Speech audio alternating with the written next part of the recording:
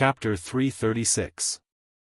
After crossing the Sauder Bridge and entering the Arthi Highlands, one only had to follow the road that curved towards the west to arrive at the main city of the Stromgard Kingdom, Torrentberg. As the ancient capital of the Arathar Empire more than 2,000 years ago, a thick dirt road that had been trampled by countless people, horses and all kinds of animals for thousands of years, at this moment, anyone who stared at the road would find that the road was shaking. Not only the dirt road, but the entire land was shaking, as if a waiter was serving a glass of beer to a customer on a tray. No, the entire Arthi Highlands seemed to be trembling slightly. If one could look down from above, they would see that there were 3 groups of people running wildly on the road. The first group was nearly 10,000 infantry and craftsmen from Torrentberg. After a night of rapid marching, they were less than 20 kilometers away from Torrentberg. The Highland cavalry of Torrentberg were not far from them, and there were constantly mounted scouts scouting behind them. Similarly, there were also a small number of Griffin cavalry joining the scouting ranks. There were not many people in the middle group, only a pitiful 100 riders and 1 carriage. The last group was a sea of green orcs. At least 30,000 orcs were less than half a kilometer away from the middle group, trying to catch up with them and tear them to pieces. It was not that the middle group was faster, but whenever a wolf rider got within 300 meters of the middle group, there would be a long arrow piercing the dawn. The shining arrowhead was like a black shuttle, and all the light slid past it with a sharp whistling sound. No matter if the person dodged or blocked, they would definitely be shot in the vital parts and killed. In the back of the carriage, there was a man with a bow. His golden hair was flying, and his green ranger cloak was a flag. That flag represented a name that everyone in the tribe knew, Servanas. And in front of the whole group, there was a knight shining with holy golden light, holding a flag high. The flag's design was very simple. It was a blue storm that looked like a tornado. To the orcs, this flag was no stranger. It represented another enemy of the orcs, the human mage hero, Duke Marcus. The Alliance clearly had many other flags, but the simple-minded beastmen only remembered a few. Duke's blue storm flag was the one that left the deepest impression. They were so frantic in their pursuit of Duke that they did not even realize that they had already left the mainland and were running towards the northern part of the Arthi Highlands. The orcs were foolish, but the knights who had just joined Duke were not. Why did Duke do this? Wasn't it to distract the orcs and prevent them from catching up with the retreating soldiers of Riptide Castle? Even if they had sworn their allegiance, their origins would not change. Their memories were still haunted by the deep feelings they had for the Arthi Highlands. In a moment of excitement, the blue storm flag in their eyes changed. It was as if it had become the battle flag of Thoradin the Great that shone on the battlefield 2,800 years ago. Duke's slender figure seemed to overlap with the legendary Thoradin the Great. Just as lofty and great. Just as selflessness that crossed the boundaries of clans and nations. For the sake of the future of the human race, he stood at the front line against the foreign races without complaint or regret. The eyes of the knights quietly became moist. Soon, their moist eyes widened in shock. The sun was high up in the sky. The vast mountains to the north of the Arthi Highlands were already covered by the sun's rays, breaking through the misty morning fog. Everything on the highlands was dyed with golden light. But in the distance, the outline of an incomparably huge human figure could be faintly seen. "My lord! We can't go any further. That is one of the few forbidden areas on the Arthi Highlands." "There is." A knight cautioned Duke. Duke smiled mysteriously. "Are you talking about Fosric? That's the one I'm looking for." The knight was completely dumbfounded. "What? My lord is looking for trouble with Fosric?" The sunlight was like a violent giant axe, splitting the clouds in the sky and pouring down on the earth. On the Arthi Highlands, green grass was everywhere. Spring flowers dotted the entire highland grassland. But on the grassland, a dazzling bright green covered the natural green of the grassland. Tens of thousands of orcs in newly made armor marched side by side. Innumerable crude war flags were reflected in the vision of Duque and his knights. They were scribbled as usual. Each of them was painted with symbols that could only be understood by orcs. From the partridge to the lion, to the axe, to the hammer, to the broken or the good hammer, there was no repetition in any of them. The only one that Duque could recognize was a war flag marked with a long black tooth. Blacktooth clan. After their father, Blackhand, was killed by Anduin Lothar, Rend and his brother Maim insisted that Orgrim was the one who killed their father. They swore to take back the power and position that belonged to their father from Orgrim's hands. Their idea was publicly supported by many orcs. In order to avoid a civil war and to show that he had a clear conscience, Orgrim acquiesced to all of this. Thus, the Blacktooth clan was born. The Blackrock clan was once the #1 clan among the orcs. They had so many warriors and were so powerful. Even though there was a split, they were still very powerful. Orgrim took the most elite Blackrock clan warriors to the hinterlands, and the rest joined Rend's Blacktooth clan. The commander of the southern front, Rend Blackhand, rode a huge black wolf and rode out of the crowd. He was rather confident in his own reflexes and strength. He brought his 12 personal guards and approached Duke and his knights who were lined up in a row at high speed. Rend Blackhand suddenly stopped 100 meters away. Duke Marcus. Today is the day you die. Seeing that you, a coward, are finally willing to face your death, I will not cut off your head as a trophy of war. The head of a schemer is not worthy of becoming my military medal. Duque clenched his teeth and thought to himself, damn, I'm really being looked down on. Duque laughed loudly. Ha ha ha. You want my head? You can talk after you defeat my servant, Fosric. Suddenly, it wasn't just Randall, even the beast men behind him felt the earth tremble. It was the sound of a single creature's loud footsteps. To have such heavy and thunderous footsteps, it must be an unimaginably huge creature. Sure enough, in the orc's vision, an incomparably huge stone giant appeared with heavy footsteps. This giant was 30 meters tall, its body made of metal ore and a large number of stones. Its clenched fist was as big as Rend's tent. He was the taboo of the Arthi Highlands, stone giant Fosric. Chapter 337. Day after day, year after year, the stone giant Fezric wandered around the Arthi Highlands. No Arthi knew what he did. He never attacked people, but once he was attacked, he would tell you what the wrath of a giant was. Thousands of years had passed since ancient times. Countless people had tried to kill Fezric to obtain the legendary treasure. Some had even gathered several powerful radiant moon mages to encircle and kill the stone giant. No one had succeeded. No. They had succeeded.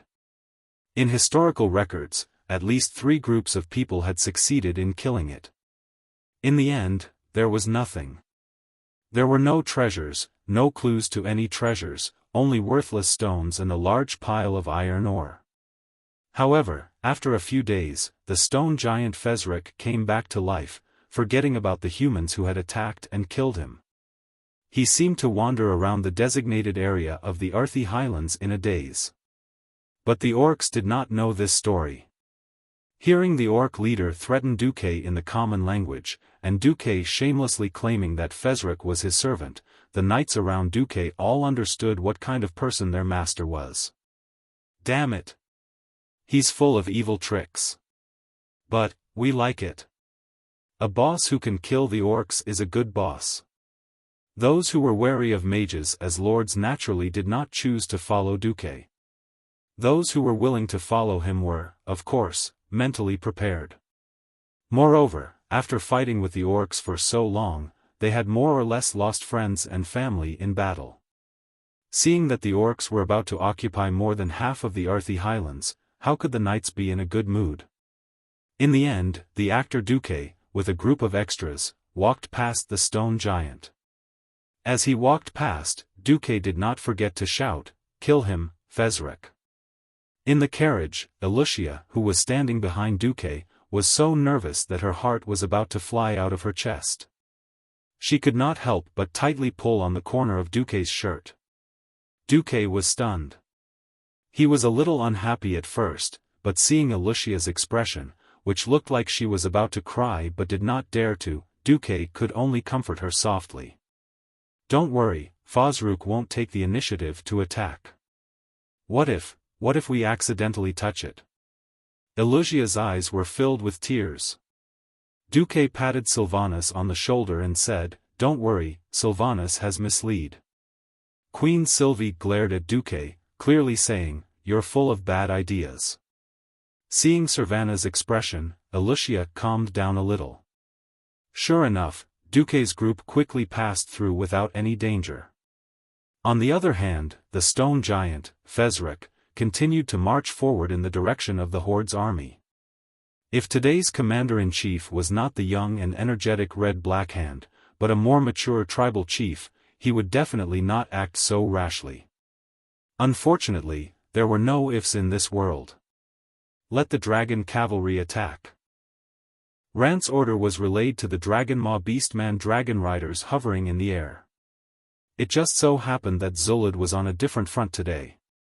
The Horde missed this last chance to avoid making a mistake. In order to show off his strength and his leadership that was not inferior to his father, Blackhand, he only ordered the dragon riders to attack Fezrek instead of Duque's group. Perhaps he felt that Sylvanas's arrows were still a threat to the dragon riders. Or perhaps he thought that killing the stone giant, which Duque relied on the most, would deeply affect the morale of Duque's group. Anyway, tens of thousands of orcs entered into a spectator mode, watching a dozen red dragons fight the stone giant. Fezrek was very strong. A creature that could truly be called a giant was not weak. After being attacked, it immediately launched a fierce counterattack. Huge rocks smashed the bones of several red dragons, causing them to let out miserable cries before falling to the ground. After a full 15 minutes, after paying the price of the lives of 12 young red dragons, the stone giant Fezrek fell and turned into a pile of burning rubble. Ha ha ha. Did you see that? Duke Marcus. This is the fate of the powerful elemental creature you rely on. Stupid despicable man, what other tricks do you have up your sleeve? Why don't you use them all at once? Rant's loud laughter aroused the orcs' cheers. Their wild laughter was so loud that it was as if the whole world was laughing at Duque's overconfidence. No one noticed that Sylvanas's agile and fast figure had flashed next to the stone giant Fezrek's body, took something, and then quickly returned to Duque's side. Duke tossed a small stick that glowed with a dull earthen glow to Gavin Rard beside him. "Yo, Gavin Rad, do you remember the series of tasks I gave you?" "Ugh." Gavin Rad recalled the task Duque gave him before he came to the Earthy Highlands, and still felt a headache. In the northern mountains of the Earthy Highlands, the loyal paladin Gavin Rad followed the great hoodwinker Du's instructions to find the whereabouts of a princess. The poor princess was imprisoned under a huge crystal. Her voice was soft and sweet, as if she was crying and complaining, begging the just paladin for help. This scene was like the reappearance of countless fairy tales. The princess was in trouble, but where was the brave prince? Something was not right. Why would a princess be imprisoned in a place like this? He had never heard of any princesses from the 7 major human kingdoms, dwarves, or elves going missing. But since it was a task Duque had instructed him to complete, Gavin Rad had no choice but to obey. In the following days, the paladin almost broke his legs from running around. He went to bully the kobolds and collect Mizral's dust. Then he went to fight some messy small elemental creatures and unlock the jailer stone. Finally, the mysterious princess's instructions were to deal with the biggest mystery of the Earthy Highlands, the stone giant Fezrek.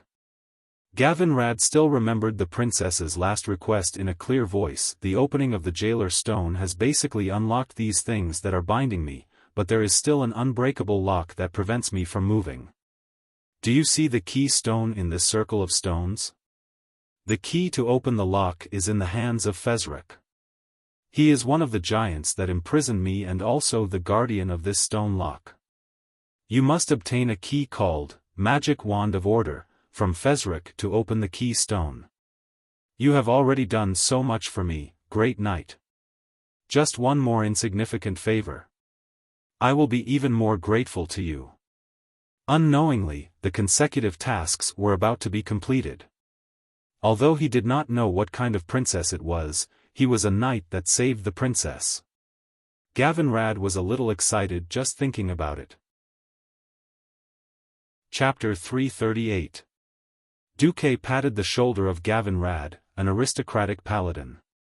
Trust me, the princess of Azeroth is most likely a trap. In his mind, Duque silently replaced the most with all. The young man Gavinrad's face was filled with endless confusion. Sir Marcus knows what kind of princess is down there. What is it? Her voice is so beautiful, then why, Duque said righteously, the creator is fair.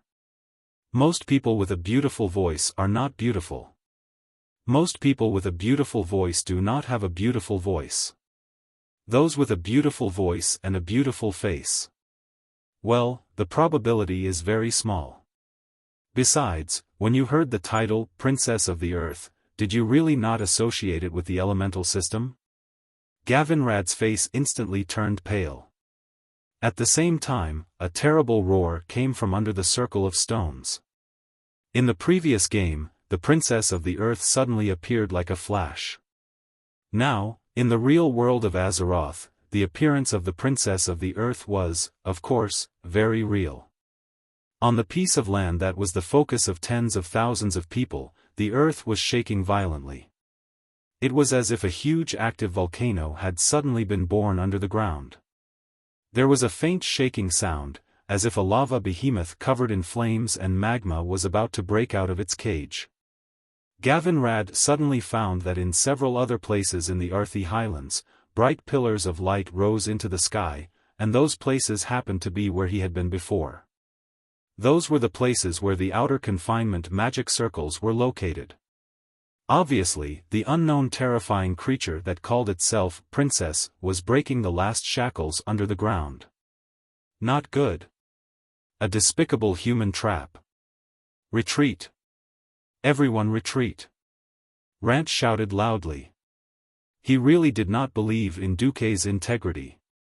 Just over half a year ago, he had seen with his own eyes that Duque had ignited the whole of Stormwind City and pulled 100,000 Blackrock compatriots into a fiery hell. Everything was not right, and with the Great Chief's order to retreat, the Beastman army suddenly fell into a panic. Everyone, whether it was the wolf cavalrymen who were eager to avenge their fallen companions or the Beastman warriors who were advancing on foot, was a little confused. Then they turned around and fled in a panic. In their minds, as long as they stayed away from the strange stone fence, everything would be fine. My lord, it's time to retreat.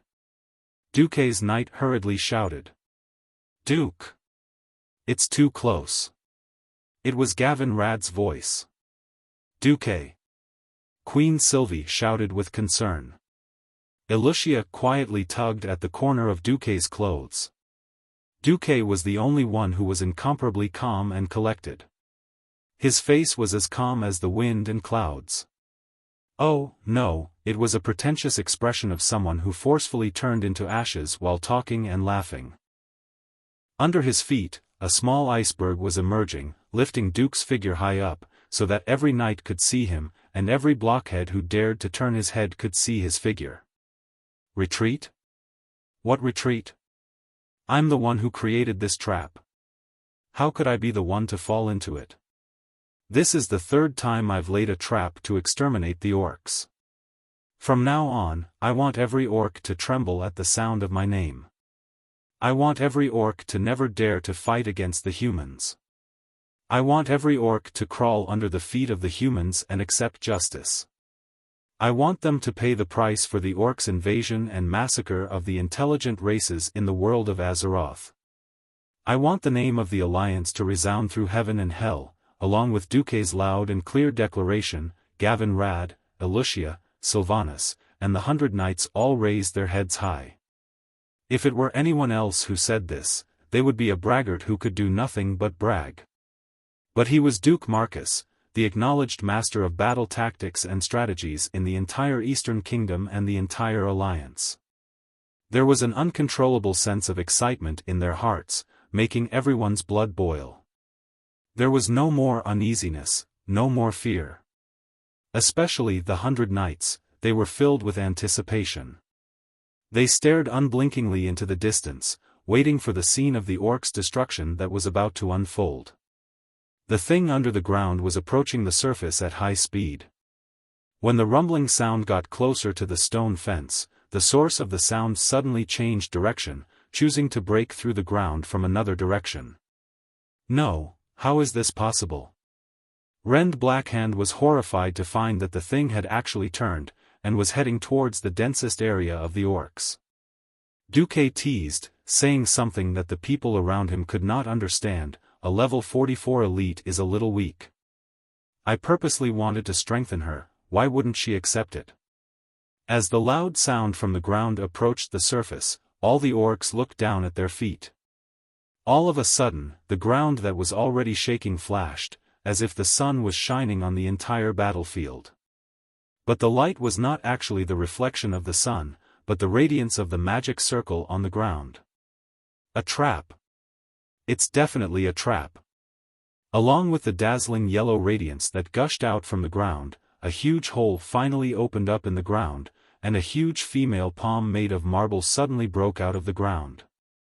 The moment it came out, it crushed more than 10 orcs to death. The next second, the huge forearm that came out of the ground was a full 25 meters long. With just a sweep, at least 3 orcs died a violent death.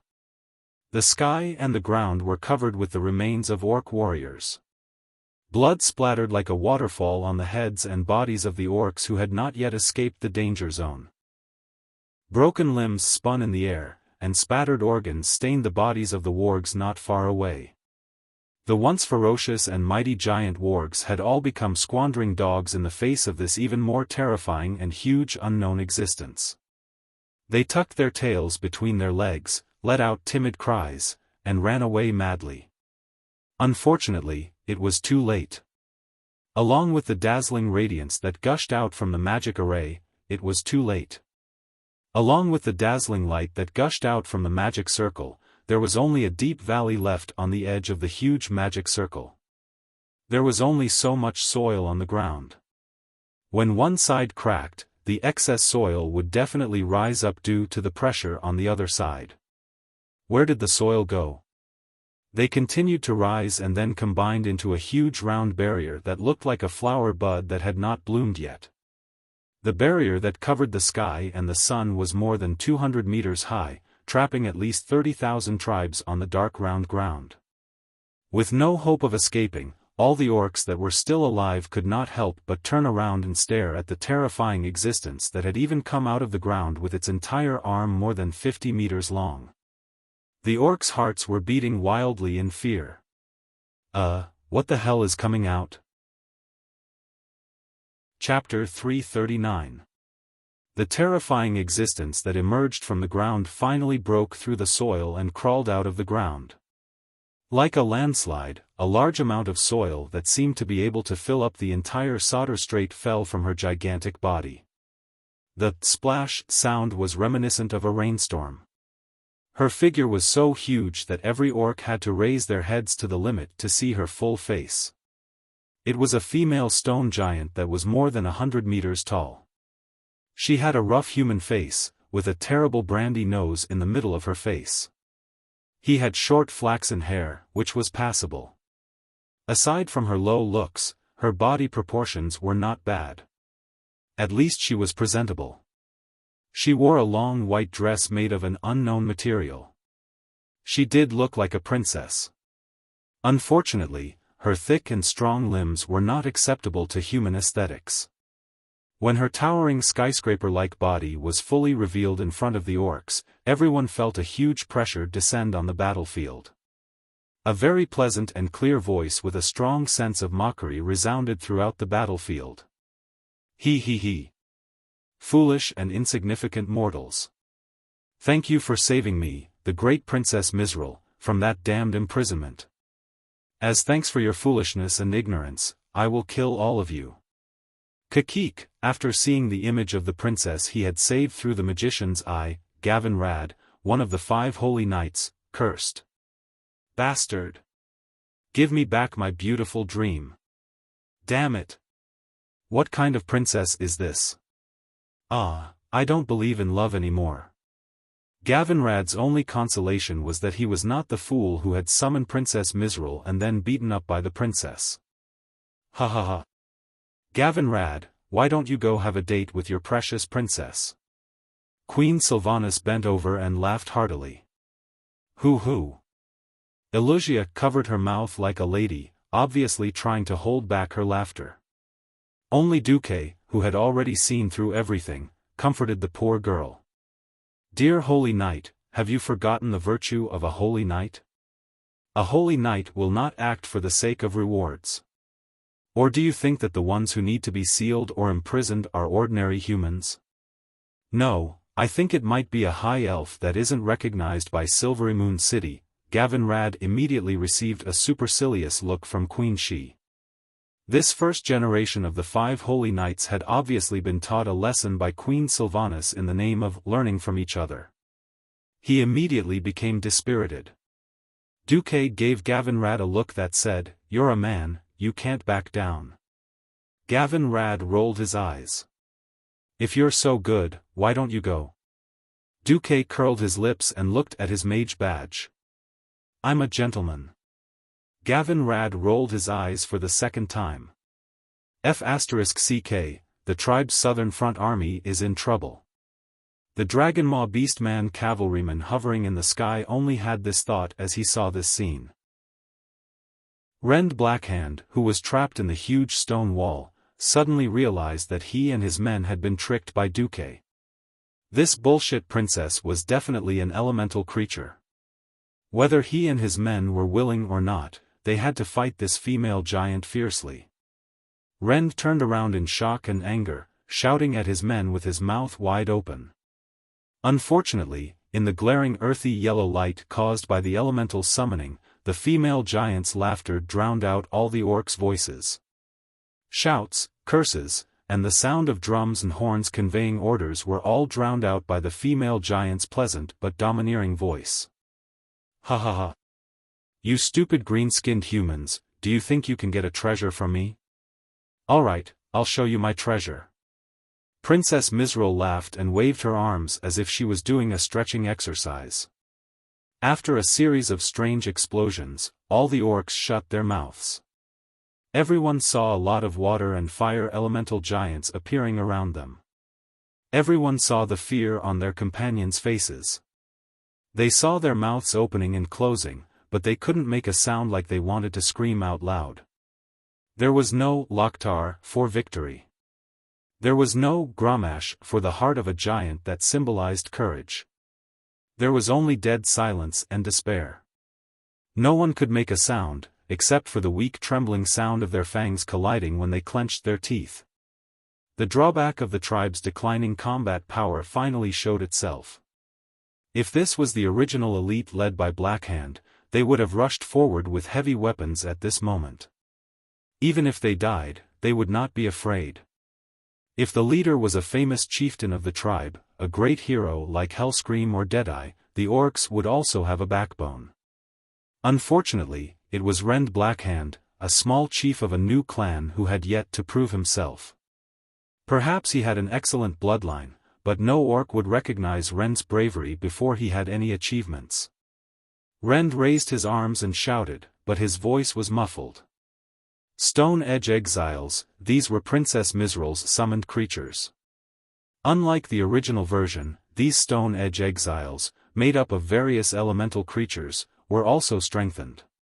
Yes, that huge elemental amplification magic circle was Duque's work. Duque not only strengthened the princess, but also strengthened the princess's summoned creatures. Otherwise, the princess would have only unsealed the original stone fence and not come out from under the feet of the orcs. Like the most professional terrorist, Duque had even predicted the orcs' reactions. He lured Mizrael out in the core area where they had retreated. And in order to create the effect of closing the door and beating the dog, Duque attached a magic model to the magic circle. Yes, a certain prince's ultimate skill, heavens fall, earth shatter. Now, Mizrael's minions showed their power. The blazing fireballs brought with them the sound of explosions as they crisscrossed across the enclosed battlefield. Not only were there deadly, fireball, spells, but there were also, frost nova, and, lightning shield, spells.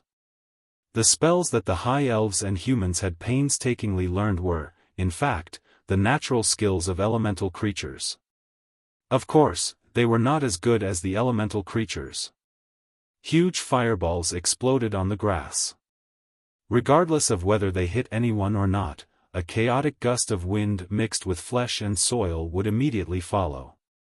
Even the most courageous beastmen couldn't help but subconsciously stop moving. Terrifying shockwaves, some white and some yellow, were like drops of water falling on a calm lake during a rainstorm. The bright rings spread out one after another. However, any of the bright rings represented death and destruction. Whether it was the burly orcs or the huge wolves that weighed more than a ton, they were all sent flying by the shockwaves of the elemental magic explosion. If they were unlucky and encountered several shockwaves at the same time, they would really die without a complete corpse. Chapter 340. According to Duque's instructions, Wuxia was doing a magic transmission broadcast.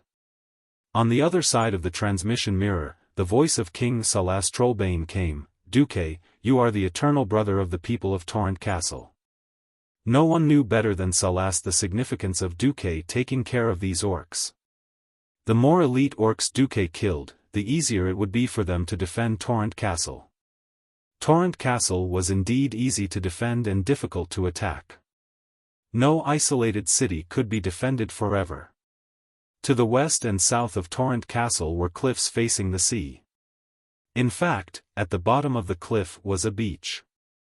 The Alliance, who controlled the sea, could still go there through the sea and even the eastern beach of South Shore, and supply Torrent Castle through the secret passage at the bottom of the cliff. Therefore, Torrent Castle was definitely not an isolated city. When a system prompt came in the spiritual world, your reputation in Torrent Castle is fixed at worship. Then Duque snapped his fingers. "Let's go." "Go? Where are we going?" asked Sylvanas. "It's time to go to the hinterlands. I think there should be news from there." "Then, what about this princess of the earth?" Duque glanced at the image transmitted by the mage's eyes. Inside, Mizrael was on a killing spree. The corners of Duque's mouth curved into a wicked smile. "Second sister, you have been with me for so long, you should have learned to trust me, right? Get lost. Who is your second sister?" If it weren't for the fact that there were many people around Duque, Sylvanas would definitely teach Duque a lesson. In fact, not only did Queen Sylvanas not understand, but Wuxia and the other knights also did not understand. Here, it was Gavin Rad who was the clearest about Duque's deeds. Cough, cough. He knew that he had to be a bootlicker, and now was the time to shine. Sir Marcus's plan is the most sophisticated. If I'm not wrong, the magic array's effect on Princess Mizrael has a time limit. None of the people present were fools. Everyone understood. Damn it. Sinister indeed. Making an Earth Elemental princess, who had been sealed for who knows how many years and was obviously not a good person, fight to the death with the Horde. Then, when the Horde and the Earth Elemental princess were about to fight to the death, they directly cancelled the bonus. This is too despicable, shameless, and vulgar. However, we love it. Duque's group left lightly. He didn't confirm the result of the battle, and he left right in front of the tribe's dragon riders. Servanas was sitting on the roof of the carriage with his bow in hand. It was obvious that he was ready to shoot anyone who dared to come near. In a situation where they didn't dare to attack recklessly, the Dragonmaw clan's cavalry practically sent Duque off. The soldiers of the Wall of Thoradin watched as Duque's group slowly approached, followed by dozens of flying dragons in the air, all of them dumbstruck. The guard on duty really didn't know whether to open the door or not. Open the door. At this moment, the appearance of the supreme commander of the Wall of Thoradin, General Abendis, made the pressured guard sigh in relief. Abendis rubbed his eyebrows and smiled bitterly at his subordinates without concealing it. I thought that only Lothar was a true warrior, but I didn't expect the devilish genius Duque to also have such astonishing courage. With the two of them, Stormwind doesn't have to worry about restoring its country. Alright, let the Griffins move out to welcome our heroes. But the Griffins are no match for the flying dragons. Abendis Adjutant reminded.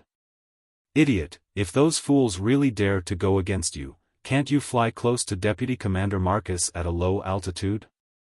The High Elves goddess of archery is there. Looking at Servanas, Abendis had indescribable envy. That was the highest-level Elven Ranger hero. It might not be so in a plain battle, but once it entered the jungle battle that Rangers excelled at, this level of Ranger was a godlike existence. Heavy armored infantrymen, mages, strong orcs, in her eyes, there was no difference at all. With enough time and arrows, she could single-handedly destroy an entire army. On the surface, they said that they were here to support Lothar, but in reality, they had been following Duque all along, and no one could command them. Alright, if I had to choose, I'd rather have a ranger heroine than a princess. Of course, Abendis only dared to say this to himself. If he dared to say it out loud, King Tyrrhena's would definitely make life difficult for him. After passing through the Wall of Thoradin, Duque quickly marched to Terran Mill. The current Terran Mill was far from the dead town ruled by the Forsaken. There was no messy poisonous gas, and there were no eerie bones. Terran Mill was now just a territory under the rule of Alterac and the Bara family. At this moment, a large army was gathering on both sides of the road south of the town. The leader of the army was holding a golden lion flag on a blue background, which clearly showed that this army belonged to the Stormwind army. King Lang stood straight on the back of his horse like a sharp sword. The fallen king, who had once lost his capital like a stray dog, now looked very different. Loyal knights surrounded him and protected him. Behind him, there were at least 50,000 elite infantrymen. From afar, a scout on a hill waved his hand. A smile appeared on Lang's determined face. Line up. As soon as the order was given, the messenger immediately blew the horn. The soldiers who were originally resting on the side of the road performed perfectly. They did not panic at all. Every one of them seemed to be an automatic puzzle piece guided by an inexplicable force. In an instant, they found their positions and formed a long and straight square formation. Their armor was well fastened to their bodies. Because they were marching, every soldier only wore half-body armor. However, the shields on their hands were well strapped. As long as there was the slightest sign of trouble, they could immediately pull out their swords and raise their shields, forming a solid shield wall with their comrades. The soldiers who were close to the inside of the formation would immediately raise their spears, turning the formation into a big hedgehog. The commanders of the various platoons stepped out and began to inspect the formation of their subordinates. In fact, they were only there to supervise the formation. The squad leaders of each squad had already restrained their subordinates well. In just 10 minutes, an orderly marching formation had appeared on both sides of the road. At this time, a small group of cavalry galloped over from afar. Seeing this scene from afar, Lang and General Tom Simois showed obvious joy. Not only them, but every Stormwind knight also showed a warm smile. Chapter 341. At the very front of the group was a man and a woman.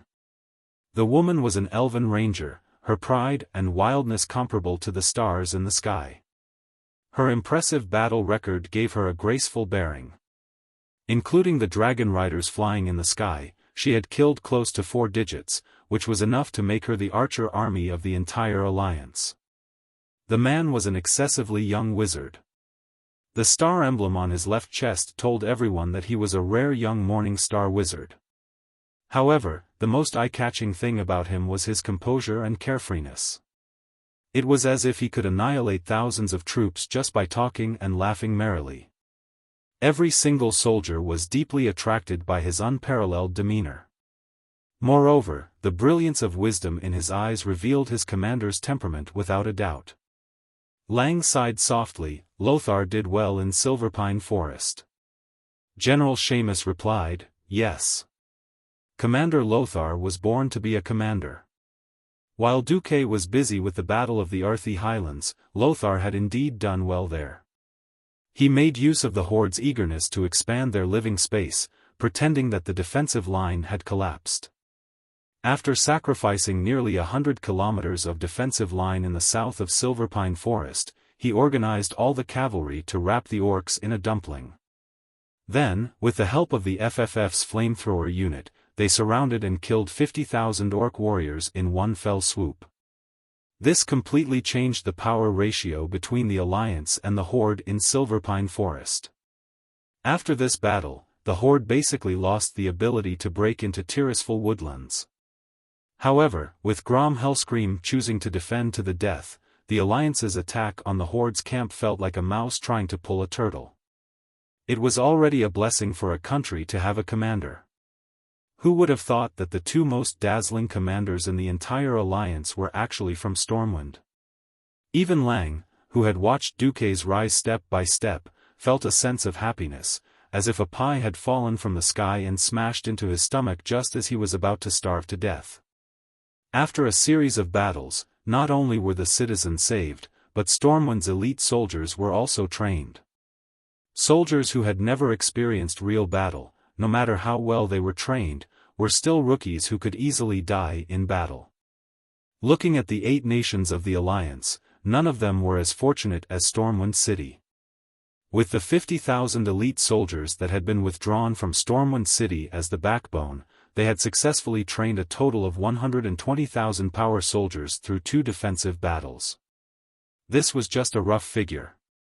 In reality, according to Duque's guidance, there were disguised killings of prisoners of war in Stormwind's territory. It was also not entirely correct to accuse Stormwind of murdering the captives, as it was nominally a gladiatorial competition.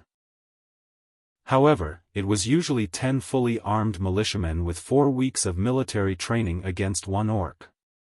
The militia could kill the beastmen at will, but the beastmen were not allowed to kill the militia. The death of any militia would result in the beheading of 20 orc captives. Stormwind used this method to quickly and effectively train all the adult men. Although the Church of Holy Light had also complained about such behavior, the Rotterdam Kingdom also had gladiatorial arenas. Killing captives in such a way was really inexcusable. Moreover, among the hundreds of thousands of refugees in Stormwind, who did not have a blood feud with the orcs, if Stormwind was really desperate and did not hesitate to go all out, they could immediately summon 300,000 soldiers. Would the orcs be afraid of that? Of course, Lang would never send the last man in Stormwind to the battlefield unless it was absolutely necessary. Because it would definitely be a nightmare for the grand plan to restore the country. Fortunately, King Lang had Duque. He was the most meticulous commander who would use the smallest price in exchange for the greatest results. Duque. Seeing Duque approach, Lang was the first to get off his horse and open his arms to welcome Duque.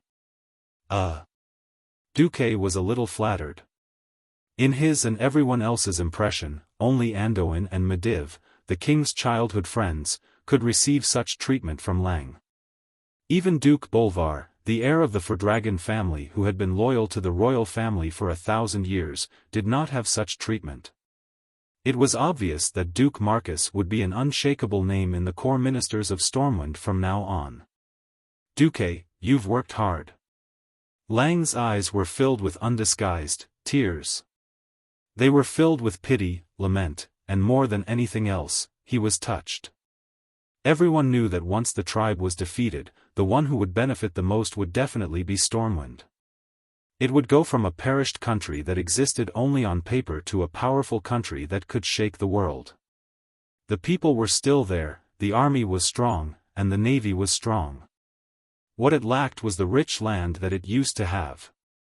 Finally, when Lang finished hugging, Duque broke free from the suffocating bear hug.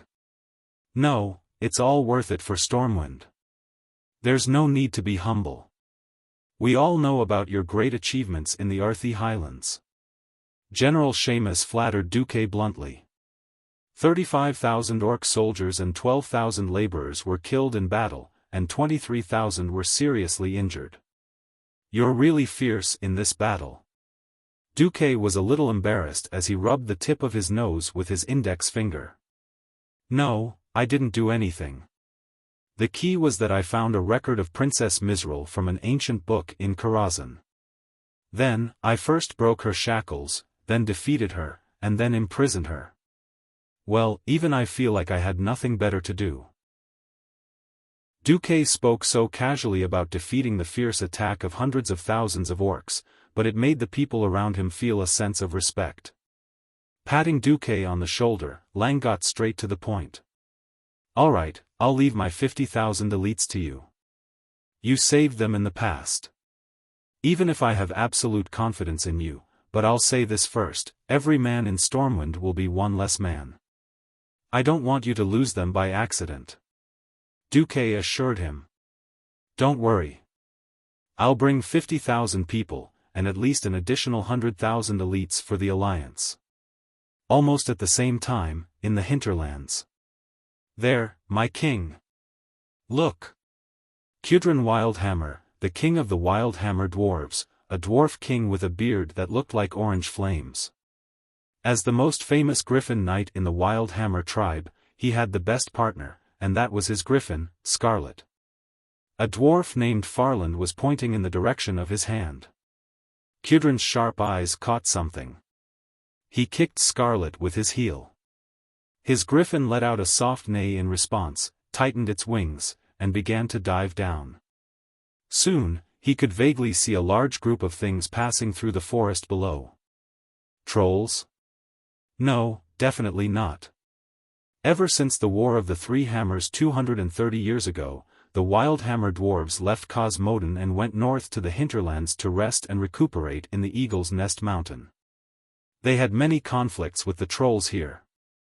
The Wildhammer dwarves could recognize the trolls even if they were ashes. Chapter 342. Although the creatures below had green skin similar to the disgusting forest trolls, they walked on the ground instead of flying over the branches. As creatures that understood the forest as well as the elves, their footsteps were too heavy and careless. It should be said that they never thought of covering their tracks. When they passed through an empty field, Kudrin saw those creatures clearly. They were taller and more muscular than humans. They had thick muscles and long legs that were as heavy as elephants. They were either carrying heavy weapons like axes and hammers on their backs. No matter what these creatures were, they were preparing for war. To hell with green-skinned monsters. They're so ugly. Kudrin pulled the reins backwards, causing the griffin's head to tilt backwards. It was a signal for the griffin to ascend.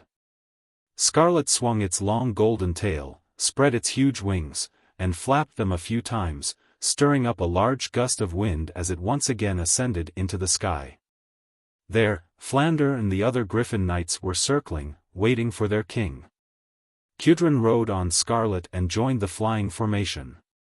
"Go back!" Kudrin called out, and the entire squad of griffin knights began to fly at high speed. The wind howled in their ears, and everything in their field of vision was flying backwards at high speed. The strong wind blew his well-combed beard and hair to the side, pulling at his chin. Flying day after day also made his skin rough and full of the smell of weathering. Even so, he and his subordinates were still immersed in the pleasure of flying without gravity, unable to extricate themselves. Fly. This was even more exciting than the 3 consecutive hairpin turns on Mount Akina. After a high-speed flight, a huge stone sculpture in the shape of an eagle was overlooking the land of the hinterlands from west to east in a domineering manner. That was the home of him and all the wild hammer dwarves, Eagle's Nest Mountain. Ever since the terrible War of the 3 Hammers, the dwarves split up. Although they did not have any deep conflicts with their Bronzebeard brothers, they still chose to refuse to live under someone else's roof. They crossed the huge strait, crossed the Arthi Highlands, and arrived at Eagle's Nest Mountain. Here, they became good friends with the Griffin tribe that lived here. Soaring in the sky with their Griffin friends always brought them pride and joy. It was a pity that this flight did not bring Kudrin any good mood. The great demons attacked, bringing with them a large group of despicable and crude unfamiliar humanoids. Everyone gather, unless you want to see those ugly green-skinned creatures stroll through our land. Holding a bonfire party on our land with the corpses of our people. Kudrin roared with his thunderous voice. Not long after, the entire Eagle Nest Mountain was roused. Get ready to fight, lads. We're going to let those green-skinned monsters know that they're not welcome in the hinterlands. Kudrin waved his war hammer. Half a day later, Stormwind's army that was advancing in the northeast of the Hillsbrad Hills received the news. After the handover, King Lang returned to South Shore and guarded it with Bolvar. The commander of this army was naturally Duque. Are you sure that they've formed an alliance and are not just passing by? Servanas asked an elven ranger nervously. With only 1 combat team left, the elven rangers were no longer enough to form a fighting force, so they were all sent to scout by Queen Sylvanas. The scout's report made Servanas very worried. If the great demons and orcs had really become allies, it would further confirm Duque's speculation. Even if Duque had sent Aurelia and the elites of the Windrunner family back, it would still cause a lot of trouble. The ranger replied angrily, I'm absolutely sure. I heard their conversation. Those damn great demons and orcs were communicating in broken human language. In order to make each other understand, they roared every word. It's obvious that they've reached some kind of alliance. The elven ranger showed a strong sense of anxiety, which was exactly the same as Queen Sylvanas's. They're preparing to attack the Eagle Nest Mountain and then go to Kuel Salis. Kuel Salis was the home of the High Elves. Just like how the people of Stormwind hated the orcs who had killed countless of their people, the elves and trolls hated each other. Over the millennia, too much blood had been shed in the fight for the forest. Their hatred had already melted into the blood-stained soil of the forest, so thick that it could not be dissolved. If the trolls joined the horde, it was obvious that in order to thank their new ally, the horde's spear would be pointed directly at Kuel Salis. Servanas turned to look at Duque. The playful, competitive, and indifferent aura that wrapped around her had long disappeared without a trace. All of her aura had formed a clear domain, as if even the clock that ushered in the long-cherished wish of killing the great demons had been frozen by her fighting spirit. Servanas' ability to change her aura at any time and place made Duque involuntarily sigh with emotion. Yes, Queen Sylvanas had the liveliness of a windrunner, but also the coldness of a general. This kind of superwoman who could perfectly merge 2 different auras into one. He really did not know who could subdue her. In Duque's memory, there was no memory of Servanas, who had become the forgotten queen, having any entanglements with anyone until very late in the game. And as time went on, Queen Sylvanas became more and more extreme. Ugh, let's not think about that for now. What really changed the situation of the Alliance was the Third War at the Dark Portal. Duque shook his head, dispelling those thoughts that did not fit the current situation from his mind. The situation has changed a lot. Since the trolls are likely to join the horde, we need to quickly inform the Wildhammer dwarves and not to fight the horde first. Duque turned to look at Windsor. Reginald, Bring that thing with the rest of the army and come here as soon as possible. Windsor nodded. Duque then looked at Tom Seamus. Tom. Speed up the march? I understand. Duque blinked. I need you to enter the battlefield at the right time. I will let Wuxia inform you of the specifics through magic. Tom and Wuxia nodded. Finally, Duque looked back at the anxious Servanas. Since you are in such a hurry, why don't you fly with me? Servanas looked at the griffin rider leading 2 majestic griffins. After a long while, she finally said, I don't know any riding skills. Huh? Duque's eyes widened. Chapter 343. More than once, Duque had found that this Azeroth was a bit off. A deviation of 21% wasn't high, but it wasn't low either. At least it was more than 1/5. Duque really didn't know whether Sylvanas knew how to ride or not. He only vaguely remembered that both the High Elves and the Blood Elves of later generations liked to ride a chocobo that looked a bit like an ostrich. Back in the game, he had killed a certain tragic prince countless times for a white chocobo. He had almost pulled out the prince's last pair of underwear before he managed to kill it. An ordinary man was not guilty, but Kale, that's with 2 mounts, being a rich man was a sin. Well, in this life, Duque and Kale, that's didn't have any deep grudges. No matter what, Queen Sylvanas was clearly saying that even if she didn't know how to ride a griffin, she still had to take him. When it came to the safety of her homeland, she had long since entered a state where she wouldn't listen no matter what.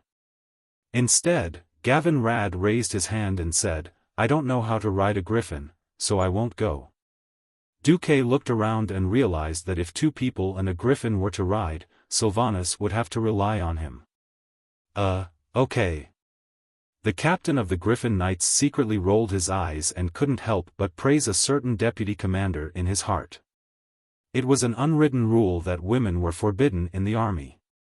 But there was no rule that said women couldn't go to the battlefield, right? Although the 2 blonde elven rangers had been hovering around Duque all day, they could fight better than any man. In terms of kills alone, they could beat any man by 9 streets. The Silver Hand Knights had made a name for themselves in the Silverpine Forest. Wother, who was the best at fighting, only had a kill count in the triple digits.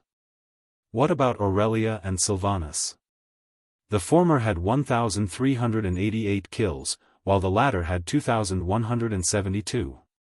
Moreover, if Aurelia hadn't left midway, it would have been most likely Aurelia, who had been in the lead, who kept the kill record. In 4th place was still the Windrunner, which was the 4th sister, Lilith, with 812 kills. It wasn't wrong to say that the Windrunner sisters were a force to be reckoned with. Of course, the most insane orc killer in the alliance was none other than Duque.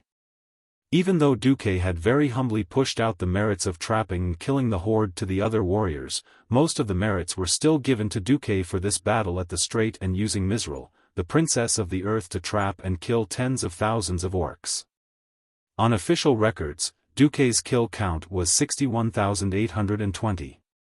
It had to be known that Duque wasn't just killing people. On his kill list, there were also powerhouses like the Beastman Fire Clan's Patriarch Dal Triple Bloodblade, the Storm Marauder Clan's No. 2 Warlock Rakama, who was second only to Ghoul Dan.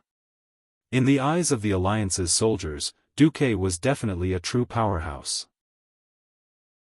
So, when they saw Servanas get on the griffin from the back and sit behind Duque, the knights all smiled. As long as Sir Duque can lead us to victory in this damn war, I don't care how many women he has.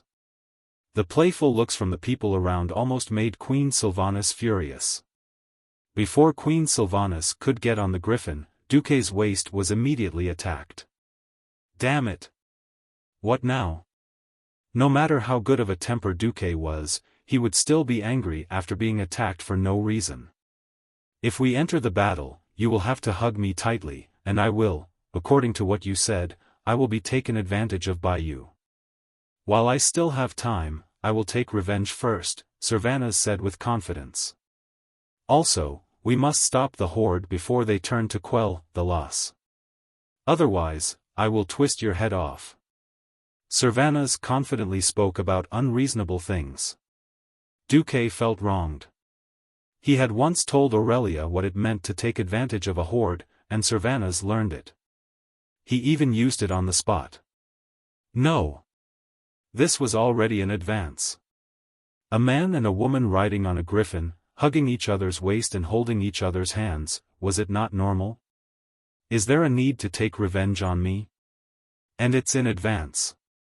Of course, what Duque couldn't stand the most was that Queen Sylvanas actually wanted his people to fight to the death here to stop the horde.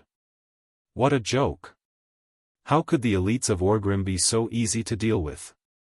And in the forest where the combat power of the trolls and orcs was infinitely amplified?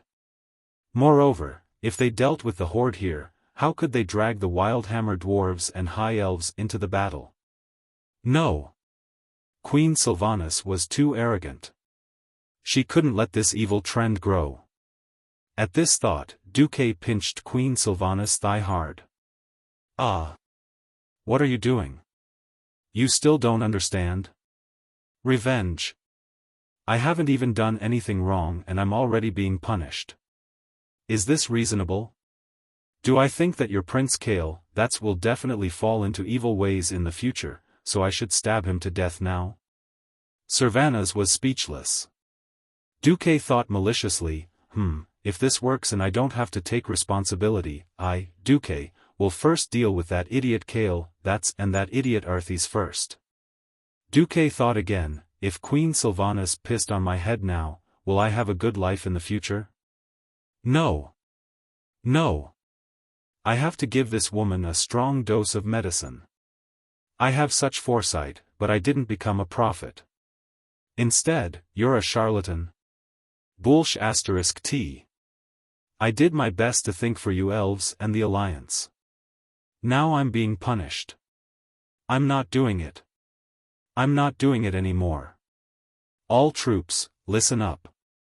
No one is to go to the hinterlands until things are clear. Anyway, the Wildhammer dwarves and high elves didn't join the Alliance. If they all die, it has nothing to do with me, the Alliance's deputy commander. We'll wait for the orcs to kill them all, then we'll deal with the orcs. Their heroic deputy commander was furious. In fact, he was a little unhappy with the high elves' stinginess and arrogance. All the Alliance soldiers around him suddenly became indignant. They stared at Sylvanas and the few elven rangers with sharp eyes. As if a bucket of cold water had been poured on winter, Sylvanas finally realized the problem. Although the high elves and the Alliance had a close relationship up until now, in fact, whether it was the humans or the dwarves, did they not resent the high elves who refused to participate in the war? The story of how arrogant the Silver Moon Council's representative was at the Lordaeron conference had long spread throughout the Alliance. Yes, the elites of the Windrunner family had indeed killed a lot of orcs, but compared to the entire battle, a mere few thousand people was simply a drop in the bucket. For this war of races, the bronze-bearded dwarves had died hundreds of thousands, and the human countries had sacrificed millions. However, the high elves had almost no sacrifices. When the humans and the orcs were at war, the elves were indifferent. Well, now that Kuel Salus was in danger of being attacked, why did the elves need the humans to send troops to help? Even if it was to rope in the Wildhammer dwarves who had a closer relationship with the Alliance had no good reason to save Kuel Salus. The problem was, without the help of humans, Kuel Salus would definitely not be able to hold on. This had been proven by history. Chapter 344. The High Elves were indeed powerful, with a lot of pharaoh and powerful rangers. It sounded perfect, didn't it? But didn't everyone feel that something was missing? Yes, it was the soldiers at the front. The slender bodies of the High Elves meant that they were good mages and rangers, but not good warriors. Their natural arm strength and stamina were different from other races, and they were at a disadvantage in hand-to-hand combat against the tall trolls, not to mention the violent orcs. It wasn't just a matter of racial talent. More importantly, the High Elves were too small in population. Their long lifespans meant that the High Elves weren't keen on reproduction. And in a country where mages were the most respected, the status of warriors was extremely low. This caused the High Elves to have even fewer warriors. It was also because of this that Kuel Salus vigorously developed the arcane puppet technology, attempting to use it to make up for the lack of vanguards in the war. Without the defensive barrier of the forest, Kuel Salus would probably repeat the same mistake, being beaten like a dog by the trolls 2,800 years ago, and almost being destroyed. This time, with the even more violent orcs, the High Elves definitely wouldn't be able to win. Seeing Duque, who had been saving the world like a saint a moment ago, turn into a scoundrel in an instant, Sylvanas was about to go crazy. Duque and her sister were indeed very, very good friends. But in the face of a world-class event, Duque had nothing to say about putting the alliance first. How could she know that there was a reason why Duque helped or saved every kingdom? Needless to say, the Furnace Castle was the core of the alliance in the future. The Kingdom of the Sea, Kul Tiras, was the key to restoring Stormwind. Alterac's South Shore. All the Stormwind refugees were there now. Stormguard. Duque clearly remembered how tragic the torrential castle would be after the Third War. Duque had sown the seed today, and he would definitely reap the fruit in the future. Perhaps Duque was indeed a great hero of the Alliance today, but when it came to saving the world, Duque definitely wouldn't mind helping himself. Only he knew that in the future, it would be a world where dozens of meters-tall demons roamed the streets. If he didn't preserve more vitality today, he would have to pay a higher price and compromise in the future. He had to assert his authority. No. I have nothing to do with Queen Sylvia. I just want to establish a master-servant relationship. Seeing Duque looking at himself with a deep gaze, Sylvanas was at a loss for what to do. It wasn't that she didn't have talent in this area. It was just that her older sister was more mature and steady. She didn't need to think about this at all. She just needed to be a ranger general and be a paycheck thief in Silvermoon City. All of a sudden, she was asked to give a plan, or a suitable identity and reason for Duke to lead the army to save Quell, the loss. She really couldn't say anything. After discovering that Duque wasn't threatened by her at all, she bit her lip and stared at Duque without saying a word. 1 second, within 5 seconds, 30 seconds, the air seemed to have frozen, and time seemed to have stopped. Finally, a pleading look appeared in Sylvanas' eyes. Duque didn't want to push Sylvanas too much at once, so he sighed in the end. Sylvanas, it's not that I'm threatening you on purpose, or that I don't want to send troops. Faced with the barbaric invasion of the tribes, the 8 countries signed the Lordaeron Alliance Treaty. It's reasonable for me to lead the army into any of the 8 countries, but not Kuel Salus. However, Quell, the loss was different. Once the army of the Alliance stepped into Quell, the loss without the official permission of the Sun King, it would be equivalent to declaring war on the High Elves. I can't bear this responsibility, neither can Lothar. No king or kings can bear this responsibility. Then what do you think we should do? Sylvanas' heart sank when she heard this. She wasn't young anymore. As a ranger general, she knew very well how the old bastards of the Silvermoon Council were. In times of peace, this might be a manifestation of democracy. But in times of war, these guys could do nothing but hold the army back. Even if it was her sister who went back, she would have to ask King Anastrian and the Silvermoon Council for help. That was easier said than done. Even after 2,000 years, there were still counselors who complained that they had given the humans too many benefits.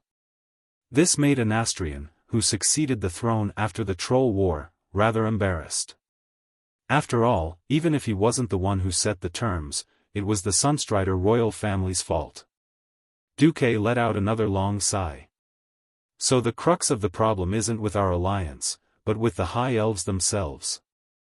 Then, there's nothing we can do?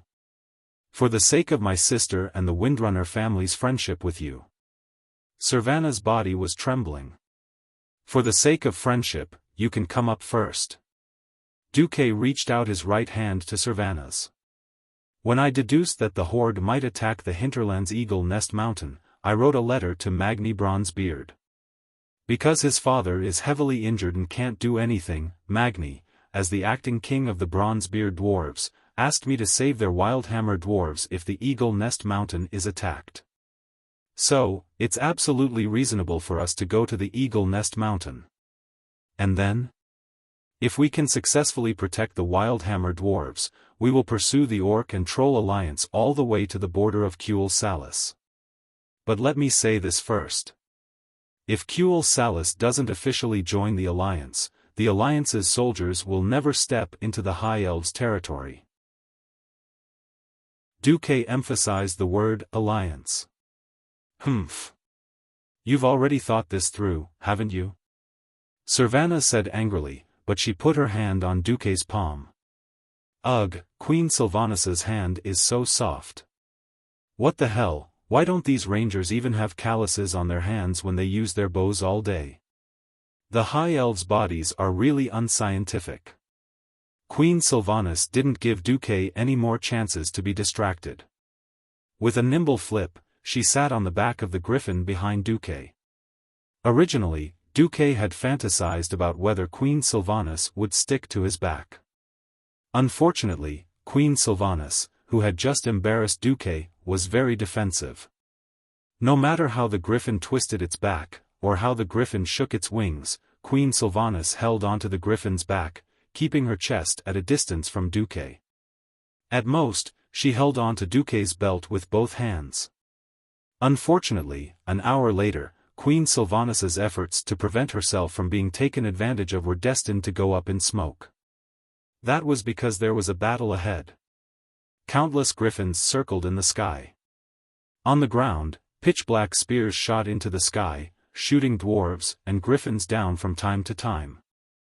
Sylvanas clenched her teeth, pressed down on Duque's shoulder, and flipped in front of Duque. Hold on to my waist tightly.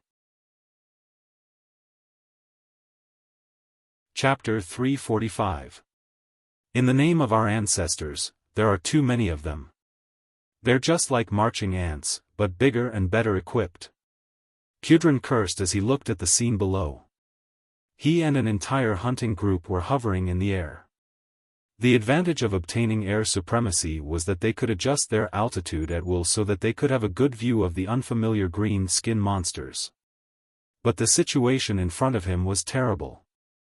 When his sentinels first discovered these strange and ugly creatures and went to inform Kudrin, they estimated that they would still need at least 3 days to reach their destination.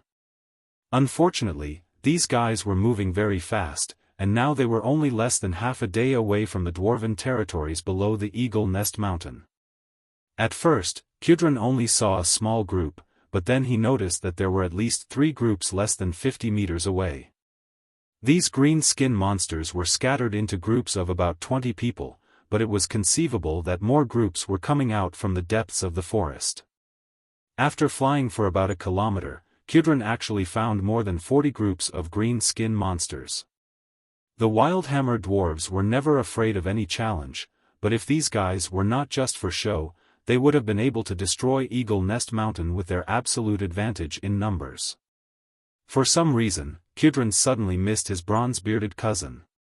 Among the 3 dwarves, Bronzebearded was undoubtedly the strongest in close combat. The steel line of defense that they formed should be able to stop those huge ugly green-skinned monsters. Unfortunately, there was no if. No matter what, Kudrin and the others could not sit still and watch their home be destroyed. Kudrin looked around and raised the Tempest Hammer in his hand. Wildhammer dwarves, attack! He blew the horn. The dwarves raised their war hammers high. The griffins responded with a loud cry, spread their wings, and swooped down excitedly. More than 10 yellow lightning bolts struck down from almost vertical angles. Of course, their target was not the green skin monsters themselves. Letting the huge griffins rush into the dense forest was truly courting death. They let the griffins fly over the top of the canopy, then threw the tempest hammer in their hands at the tree trunk, letting the hammer hit the tree trunk fiercely. Don't think that the griffin riders abandoned their weapons just like that. Galestorm's hammer was not a simple hammer made of metal. This hammer, which was completely condensed from the power of lightning, had long since entered the realm of mystery. Even though he had deliberately weakened the lightning contained in the hammer, the powerful impact still caused leaves, berries, and needles to fall like rain. The green skin monsters were at a loss for what to do. Fine leaves were fine, but nuts were a different story. The giant nuts in the forest near Eagle Nest Mountain were bigger than a human head when they matured, weighing almost 5 kilograms. What does it feel like to be hit in the head by a 5-kilogram freefall object after falling for more than 10 meters? Pah! An unlucky guy's head was smashed by a nut. Green Skin didn't know how all of this happened. Since the forest was no longer safe, it was time to leave. They jogged to the nearest clearing. This was the opportunity the Wildhammer dwarves had been waiting for. The Grim Reaper, who had been hovering in the air for a long time, began to attack for real. Go to hell, Green Skin, letting out a loud battle cry. Kudrin Wildhammer took the initiative to attack. The Tempest Hammer, that was flashing with dazzling lightning bolts, smashed out with a series of whistling sounds. The first Green Skin's reaction could not be said to be slow. He raised the huge battle axe in his hand and blocked in front of him. Unfortunately, what attacked him was not a real object. With a burst of thunder, the hammer made of lightning passed through his axe, causing him to feel numb from the electric shock. At the same time, it firmly smashed into his jaw. From his chin that had become as soft as rubber, it could be seen that all the bones in that area had been smashed into pieces, and his body suddenly flew backward. Green Skin bastards are not worthy to defile our forest. Kudrin's roar greatly boosted the morale of the Wildhammer dwarves. Almost at the same time that the orc was sent flying, the Tempest Hammer flew back into Kudrin's hand and disappeared again. This time, it smashed open the head of another Green Skin. The Griffin King scared drew an S-shaped arc in the air, beautifully avoiding the weapons thrown by 2 Green Skins, and at the same time, swiped its claws and opened the chest of one of them. Scare flapped its huge wings and circled in the air without slowing down, and immediately launched a second round of attacks. If they were caught off guard just now all of them had raised their weapons and were ready. However, it was useless.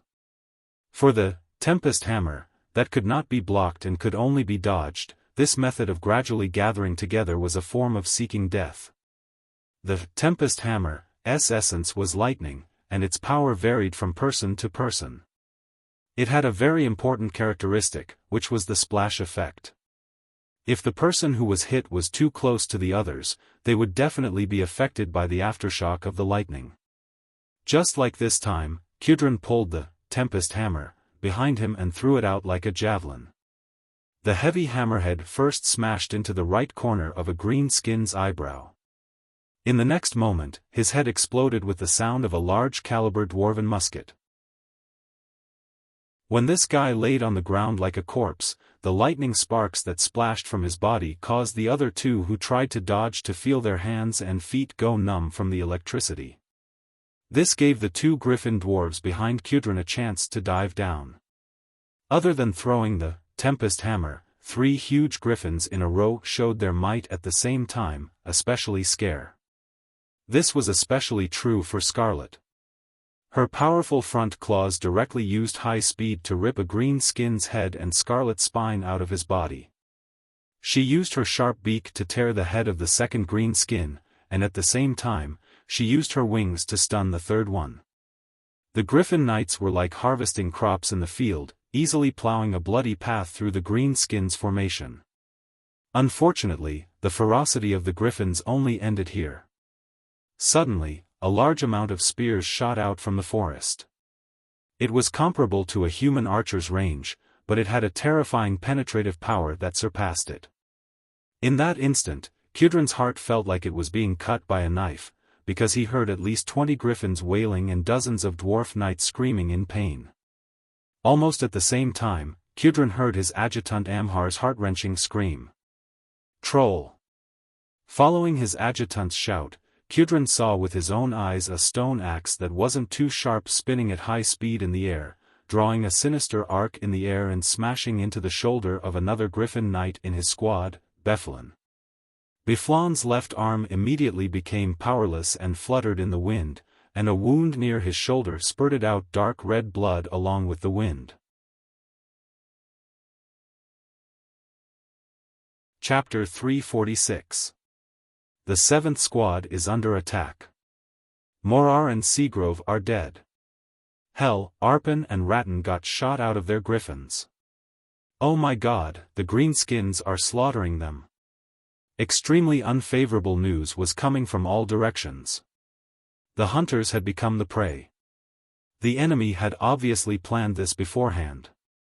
They had successfully used the greenskins as bait to attract the Wildhammer Griffin Knight's attention, temporarily crippling the Wildhammer Dwarves' strongest fighting force. In the next moment, Kudrin saw the greenskins rushing out from every corner of the forest. They had almost covered the entire mountain, and he finally realized the seriousness of the matter.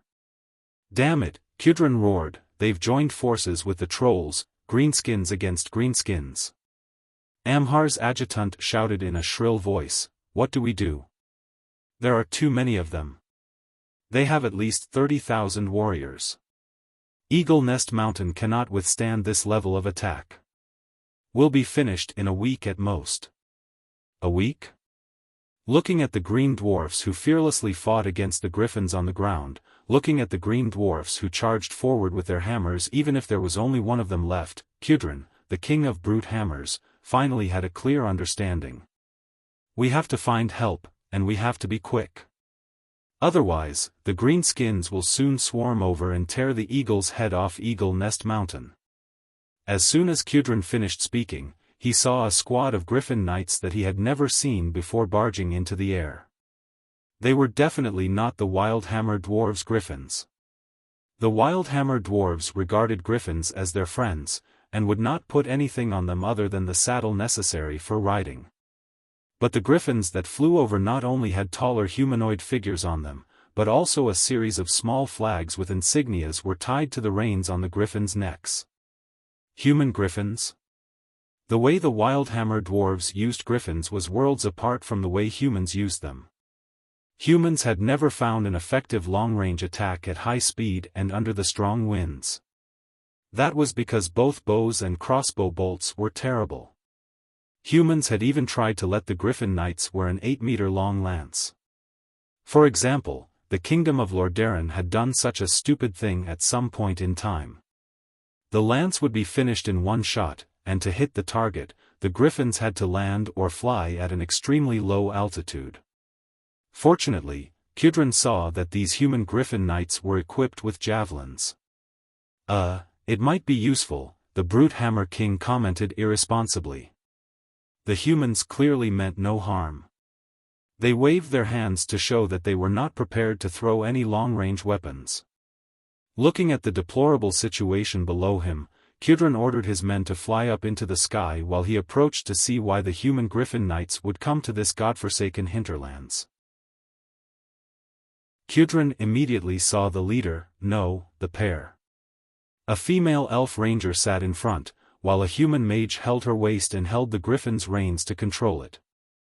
Oh my god, there's a war here, it's not a good place for an outing. If you're here to flirt, please leave the airspace of Eagle Nest Mountain as soon as possible. Kudrin's loud voice made the human knights burst into laughter. It was obvious that the blonde elven ranger was bristling like a cat. Damn it, Duque, you better explain to that pig head, or else I won't let you off. The female elf did not reply and used her slender legs to clamp the griffin's neck, straightened her body, and shot an arrow. It was not a normal shot, it was the kind where 3 arrows were held between the index, middle, ring, and pinky fingers at the same time. One had to know that every time an arrow was shot, the difficulty would increase by 1-fold. Triple shot was already 4 times the difficulty of normal archery. Mounted archery had to be doubled. Mounted archery had to be doubled when riding a griffin that was flying at high speed. Not to mention that they were at least 200 meters above the ground. They could not even see the target clearly. In terms of difficulty, this was already in the category of long-range shooting, and the difficulty was doubled. This kind of shooting with 32 times the difficulty, could it be done by a human? Kudrin was the first to not believe it. Please, stop fooling around. We're at war. Yes. It's because we're here to help you fight the orcs that the 2 strongest people on the Alliance's God Killer list came to help. Orcs? Are you talking about those burly green-skinned creatures that I've never seen before? It's quite an appropriate name. But what was the god-slaying list? Just as he was about to retort, Kudrin suddenly saw the arrow shot by the female elf had arrived. It was a flying arrow that was completely beyond imagination. The light green arrow flew out with the wind, and at first, it did not feel like it was shooting at all. After a few short seconds, Kudrin was shocked to find that the arrows were speeding up with the wind. Faster and faster, and sharper and sharper. If the speed at the beginning was crawling, then in the end, it was simply flying. Every dwarf knight around Kudrin saw that among the group of beast men that did not have any dwarf griffin knights nearby, 3 of them were suddenly hit by something and abruptly fell to the ground, a touch of bright red spreading from their throats. In just 5 seconds, the female elf had already completed 5 consecutive shots. The team of orcs below were all dead. Kudrin was stunned, and he did not even feel the strong wind when he was flying. Alright, I've seen the first god of slaughter. Where is the second god of slaughter? In the next moment, hundreds of hands made of arcane energy suddenly appeared in the air, and 100 blue, white, and red magic bullets shot into the forest. In less than 3 seconds, a series of screams came from below at the same time. Clearly, more than 100 beast men were finished. Greetings, my dear Kudrin Wildhammer. I solemnly introduce myself to you. I'm Duke Marcus, the Vice-Commander of the Lordaeron Alliance and the #1 Orc Killer list, entrusted by your distant cousin, Magni Bronzebeard to come to your aid. Kudrin and the other Wildhammer dwarves were scared out of their wits. They had seen bunkers, but they had never seen such a bunker. If the female elf's archery was considered a godly skill within the realm of imagination, then what this wizard named Duque did was completely beyond the concept of humans. Instant cast, multiple cast, high-speed cast, any one of these skills could be called a master, and to be able to do it on the battlefield at the same time, it was simply inhuman. Even if Kudrin did not want to admit it, Magni had indeed found him a good helper. But this small number of people was not enough. There were at least tens of thousands of green dwarves below. No matter how strong this couple was, how many could they kill? I have to admit that you picked a very good time to come here. Tell me, what do the Wildhammer dwarves want? I'm sorry to tell you, but the goal of those orcs is to conquer all intelligent races in the world of Azeroth. So, for the future of the Wildhammer dwarves, I formally invite you to join the Alliance. Chapter 347. At this moment, thousands of possibilities flashed through Kudrin's mind. For a moment, Kudrin was almost certain that this was a conspiracy. The timing was too coincidental. The Eagle Nest Mountain was attacked, and you came. I didn't even ask for help. Duque's speed was faster than those death merchants who came to resell arms when they smelled the scent of war. The next second, Kudrin smiled bitterly. The Wildhammer dwarves knew that the entire Lordaeron continent was in a mess. The Wildhammer dwarves were not a completely isolated race. Even the merchants who frequented the Eagle Nest Mountain had told the Wildhammer dwarves that the entire continent was at war. From the Silverpine Forest in the west to the Hillsbrad Hills in the middle, and then to the Arthi Highlands in the east. However, the Wildhammer dwarves had always been aloof from worldly affairs, which made them subconsciously reject the news that war was approaching. In fact, just 2 weeks ago, he had received a long letter from Magni Bronzebeard. The letter detailed the orcs' unreasonable territorial claims, and the most barbaric acts of genocide. All resistance was executed. Even if they surrendered, the dwarven slaves who were too troublesome or could not afford to keep them were executed. Supervisors were executed when they were in a bad mood. These barbaric green-skinned creatures did not care about the lives of people outside of their own race. Or rather, they did not even care about the lives of their own people. Unfortunately, this was not a good feeling. On one side, there were bandits who aggressively invaded his garden, and on the other side, there was a treaty that was almost like an alliance. Duque saw Kudrin's embarrassment. No, no, no, great Wildhammer King. We are not the only ones here. At the request of Magni Bronzebeard, one of the leaders of the Alliance, 50,000 elite soldiers of the Alliance have been arrayed on the border of the hinterlands. As long as you allow it, the warriors of the Alliance will definitely defeat these invaders for the Wildhammer tribe. Don't worry, there are no additional conditions. Dwarves were people who could be persuaded by reason but not by force. Coercion and bribery would only make them give you a gun, and they would rather fight to the death with the orcs than beg for mercy. Duque's method of inducing people to join the alliance made the Wildhammer dwarves much more comfortable.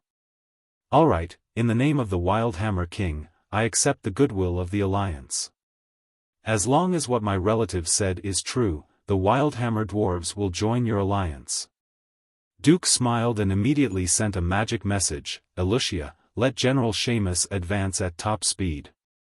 The Stormwind elites who were already prepared for a rapid march abandoned all food and military supplies, and only brought their weapons and equipment with them as they trotted into the hinterlands. In the sky, Duke hugged Sylvanas' slender waist as Queen Sylvanas rained arrows down on the horde that was running on the ground. At the same time, Duke used the system elf scanning ability to mark out the trolls hiding in the forest and quickly killed them with magic. Yet, there were too many of or.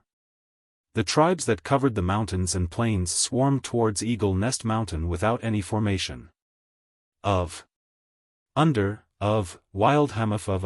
the horde. Of horde, the tribes.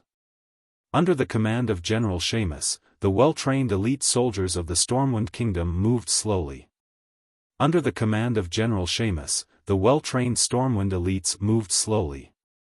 Only after the tribe had been baptized by the javelins thrown out from behind the shield wall would they be qualified to face the terrifying shield wall.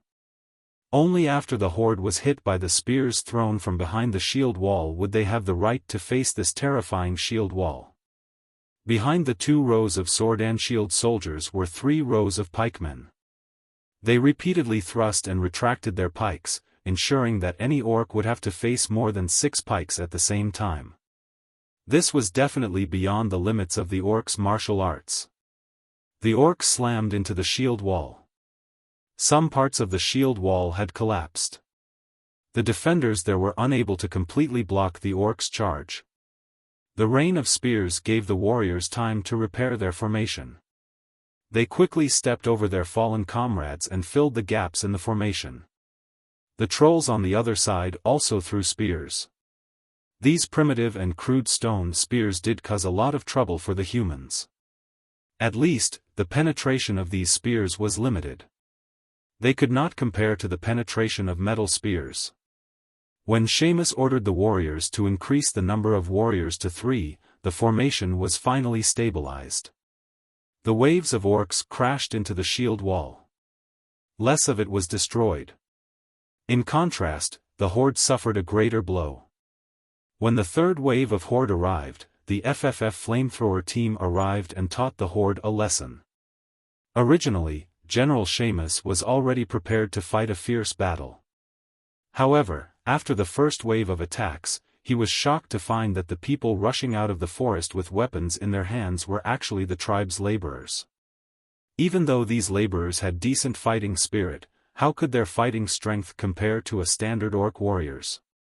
Not to mention the elites of the Blackrock tribe. Their height, strength, and speed were all reduced. This made the battle more like a civil war between two human kingdoms. When the sun set, there were 40,000 orc corpses on the battlefield at the foot of Eagle's Nest Mountain. A glorious victory. On the battlefield, the dwarven warriors who were fighting on the front line all let out excited cheers. Their new allies, the human warriors, smiled faintly. They did not seem very excited. What, humans don't even celebrate a victory now? A dwarf warrior asked. Believe me, as long as it's a human warrior wearing the griffin emblem, every single one of them has killed 2 digits of orcs. We've definitely seen more orcs than you have. But the orc laborers that came today cannot make us excited. An elite warrior of the Griffin Legion replied. 2 hours later, Kudrin Wildhammer received Duque and his party in the throne room of Eagle's Nest Mountain. He had thought that the leaders of the humans were mostly old-fashioned old men. Obviously, his preconceived notions were wrong. Apart from a human general in his 40s or 50s, everyone present looked too young. Duke Marcus, a young man with a clean-shaven chin and a pair of deep black eyes, wore a blue and white mage robe. He was their commander. Then there was a fellow who gave off a gentle golden glow and called himself a holy knight. Finally, there was an elf girl with a wild and rebellious temperament. Although Kudrin didn't think she was cute, her valiant and beautiful appearance still won Kudrin's favor. It was rare for Kudrin to see so many special people. He was especially happy when Duque brought over a dozen barrels of wine. Now, he was very happy to get to know these people. Dwarves were only brothers with men who could drink. Kudrin made up his mind. Regardless of whether Duque was weak or not, those who could drink were brothers.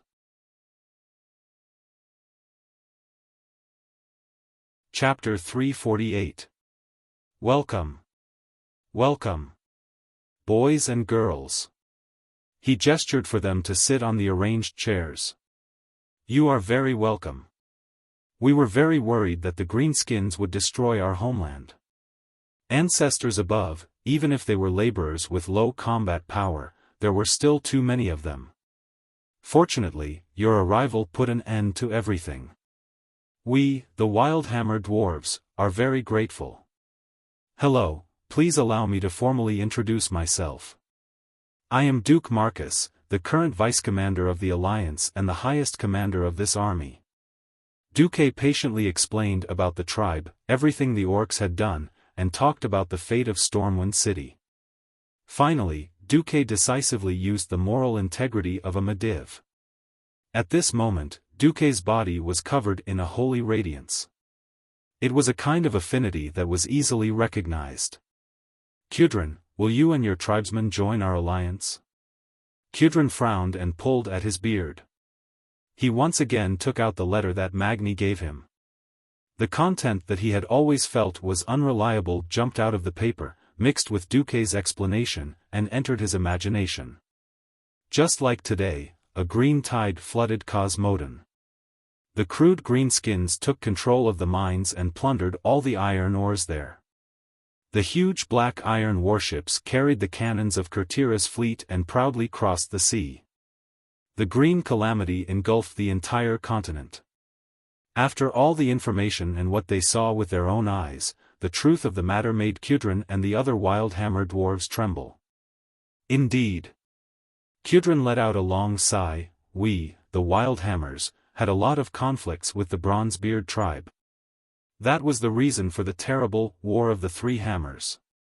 This is also why we left Cosmodon. But they are still our brothers, our tribesmen. When Kudrin said this, Duque already felt that there was hope.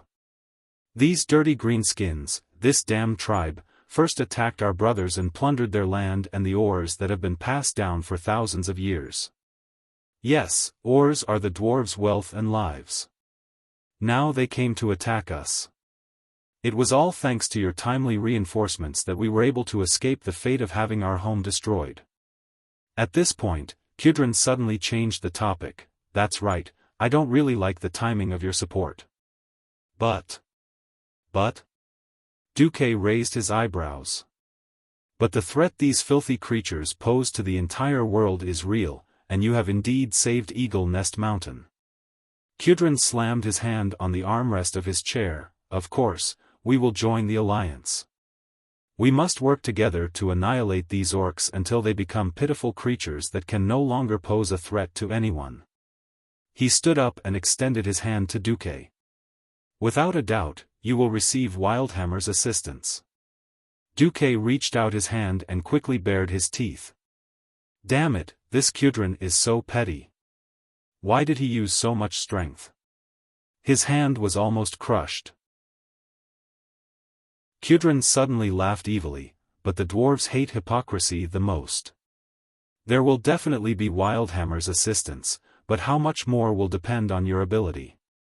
A certain Wildhammer king crooked his finger, and a group of short dwarves carried the wine that Duke had delivered and ran up to him, huffing and puffing. 10 barrels of wine were lined up in a row. Kudrin slapped one of the barrels. Come, don't play tricks. King against king, general against general. Every time we drink a glass, if you are drunk by me, I will give half of the Griffin Knights. If you have the ability to let me go, I will bring all the Griffin Knights with me. Of course, you have the right to refuse. At the end of the sentence, it was completely a threat. A pain in the ass threat.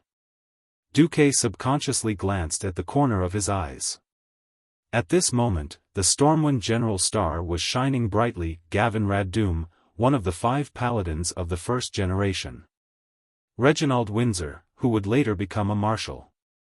Tom Seamus, who died in the original history but would definitely be one of the first to become a marshal after his resurrection. Now, all the generals simultaneously took a step back. Their movements were neat as if they had practiced it countless times. Damn! Even if they don't have the spirit of brotherhood, there should be a pattern, right? Duque's eyeballs almost popped out. There is still one who didn't retreat. Before Duque's joy subsided, he immediately realized that the guy was Queen Sylvanas. Sylvanas raised his long golden eyebrows. His face clearly said, "What does it have to do with me when you men compete in drinking? Master, you can celebrate in peace. I will be responsible for taking you back to the bedroom to ensure that you will not do anything that will violate the alliance's etiquette and Duke identity." The little maid Vanessa, who rushed over to follow the army this time, made a proper lady's bow. But why are there dozens of coiled ropes hanging around your waist? Once I'm drunk, you will tie me up like a dumpling, right? Oh, hell, are you the master or am I the master? At this time, Kudrin's image began to enlarge infinitely in Duque's vision. It was already bigger than the dwarf's avatar. That was definitely a demon king's body size and pressure. Kudrin stood up, pulled out Duque's hand with a serious, lying, expression, held it, and stuffed it into a huge wooden barrel-shaped wine glass. It was filled with fragrant wine. As the king of wild hammers, I represent the 50,000 compatriots of the Eagle Nest Mountain to thank you. Duque. To the friendship between dwarves and humans, cheers. He said a lot of words of thanks, but it actually meant only one thing: you damn brat, drink it. He only said this sentence, but it was enough. The group of bastards behind him also raised their glasses, to the alliance. Alliance my ass. In order to please the dwarves, I poured alcohol into the sweet fruit wine that the dwarves like to drink. Duque's face turned pale. What does it mean to be caught in one's own trap? If you don't seek death, why do I have to seek death for no reason? When Duque raised his glass with a bitter face, the demon king of the wine table, Kudrin, said, "I'll drink first, you take your time, but remember to be fair." After that, Demon King Kudrin drank at least 500 milliliters of the so-called fruit wine with at least 50% alcohol in 3 seconds. Great. This is King good wine. Hell, what I drank before was simply horse piss. Duque was just a college student before he traveled to another world. He had never entered society, and he was not a table warrior who had experienced the test of alcohol. Although his body was not bad after traveling to another world, it was only average without special training. Suddenly, Duque had to face the demon king Kudrin. Duque wanted to cry. Duque secretly cried in his heart, "Why didn't I catch Lothar according to the original history? With Lothar as the scapegoat, it won't be my turn no matter what." Just as the wine entered his throat, a miracle happened.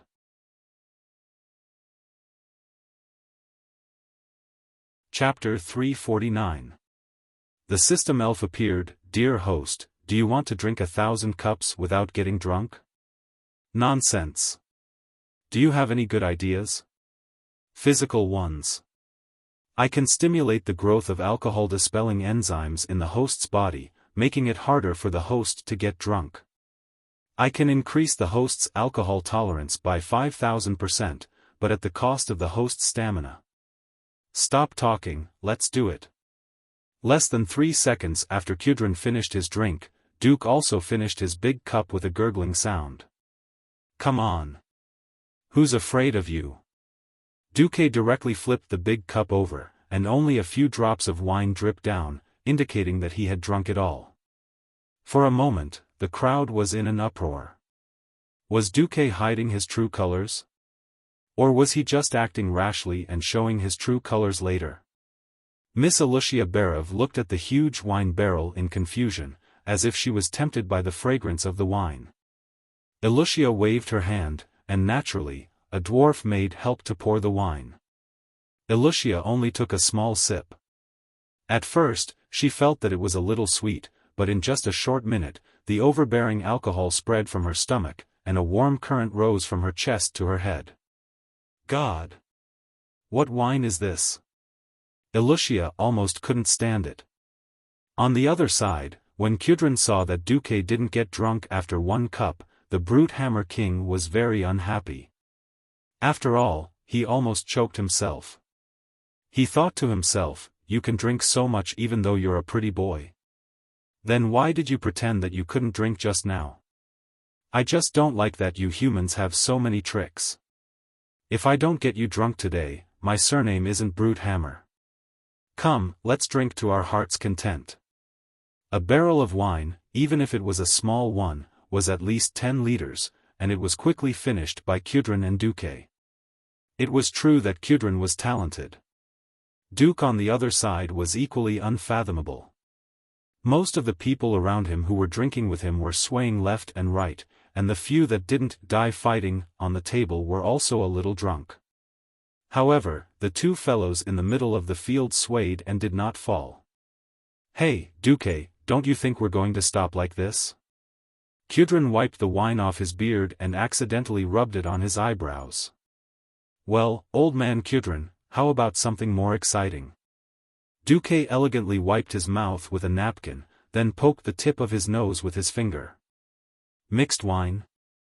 That's the inevitable second stage, it's not exciting." Kudrin raised his hand, "Bring me all the models on my military map. And my baby."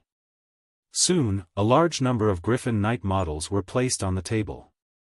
"From now on, I'll put in an additional squad of 8 Griffin Knights for every round. In exchange, you have to give me 10 more barrels of this wine." "No problem. I'm not done yet. From now on, we'll drink together. Each round had to be different from the previous one. And we play dice." "What dice?" Seeing a dwarf servant bring a dice the size of a fist, Duque could not help but laugh. "Damn, should I say it's common for alcoholics in every world?" He saw that each side of the dice had different contents written on it. On it were the words, "as much as you want," 1 cup, 2 cups, and of course, the most terrifying one was the "table clear." Now, there were at least 20 different kinds of wine on the table. At that moment, Duque's 100,000 alpacas were running wildly in his heart. He even wanted to die. 5,000% increase in alcohol-reducing enzyme sounded like a lot, but if he was weak, 5,000% was 50 times, and 50 times was only 250. 1 table clear was definitely enough to kill him. Hehe, you can only drink 1 cup in each round, but drinking 1 cup is only considered as breaking even. You have to drink a different cup before you can throw the dice. The cup on the dice is what the opponent wants to drink. The opponent can only start their own round after they finish drinking. At that moment, Duque did not want to know anything. At that moment, he just wanted to make a phone call, call a mage to send a message to Lothar. If he died because of alcohol poisoning, would it be considered as a work injury? The cruel battle began. Duque attacked first. His face was dark, and after drinking 2 cups, Kudrin was only hit with, as much as you want. This shameless brute Hammer King actually only took a small sip in order to cheat him to drink. Wasting an opportunity would bring retribution. Kudrin attacked from the back and hit Duque with 5 cups. Seeing that the situation was not in his favor, Duque decisively cheated. He let the system elf control his muscles and threw a table clear at Kudrin.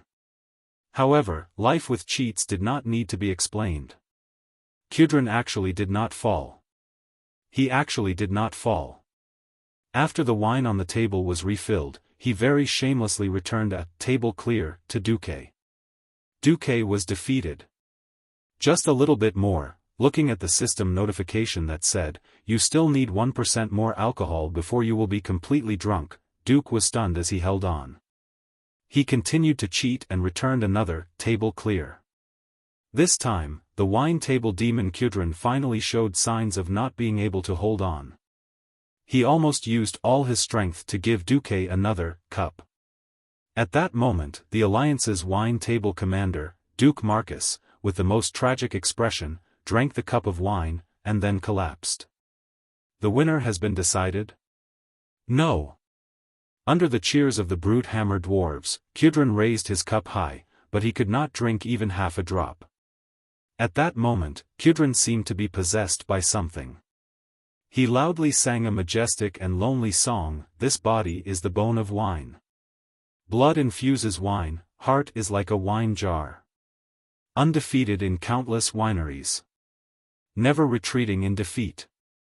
Never had a confidant. I often stand alone on top of an empty wine barrel, drunk in lonely victories. Yet, only nothingness is left. Then this body is destined to be born for wine, to fight for a drinking buddy." After singing, the cup in his hand fell to the ground. "I declare, from today onwards, Duque is my brother." With that, the wine table demon Kudrin Wildhammer collapsed. He let out a thunderous snoring sound. It was actually a tie. Kudrin, who could single-handedly defeat an entire team of opponents in a drinking contest, was actually tied with the young human mage Duque. One could imagine that Duque's name would spread throughout the entire Eagle Nest Mountain in a single night. Yes, that's right. Duque led the army to save the Eagle Nest Mountain, but his name might not be known by everyone. But Duque defeated Kudrin at the wine table, so Duque's name was destined to spread throughout the dwarven world. The dwarves' worldview was so strange. Only those who could fight and drink the most would be famous. They found that no one was still standing at the guest and host seats. The aftermath teams from both sides came out to clean up the battlefield and pick up their respective corpses. A dwarven auntie who seemed to be Kudrin's wife threw Kudrin onto a small cart and pushed him away like she was about to dump garbage. Vanessa dragged Duque's leg and dragged him away like a dead dog.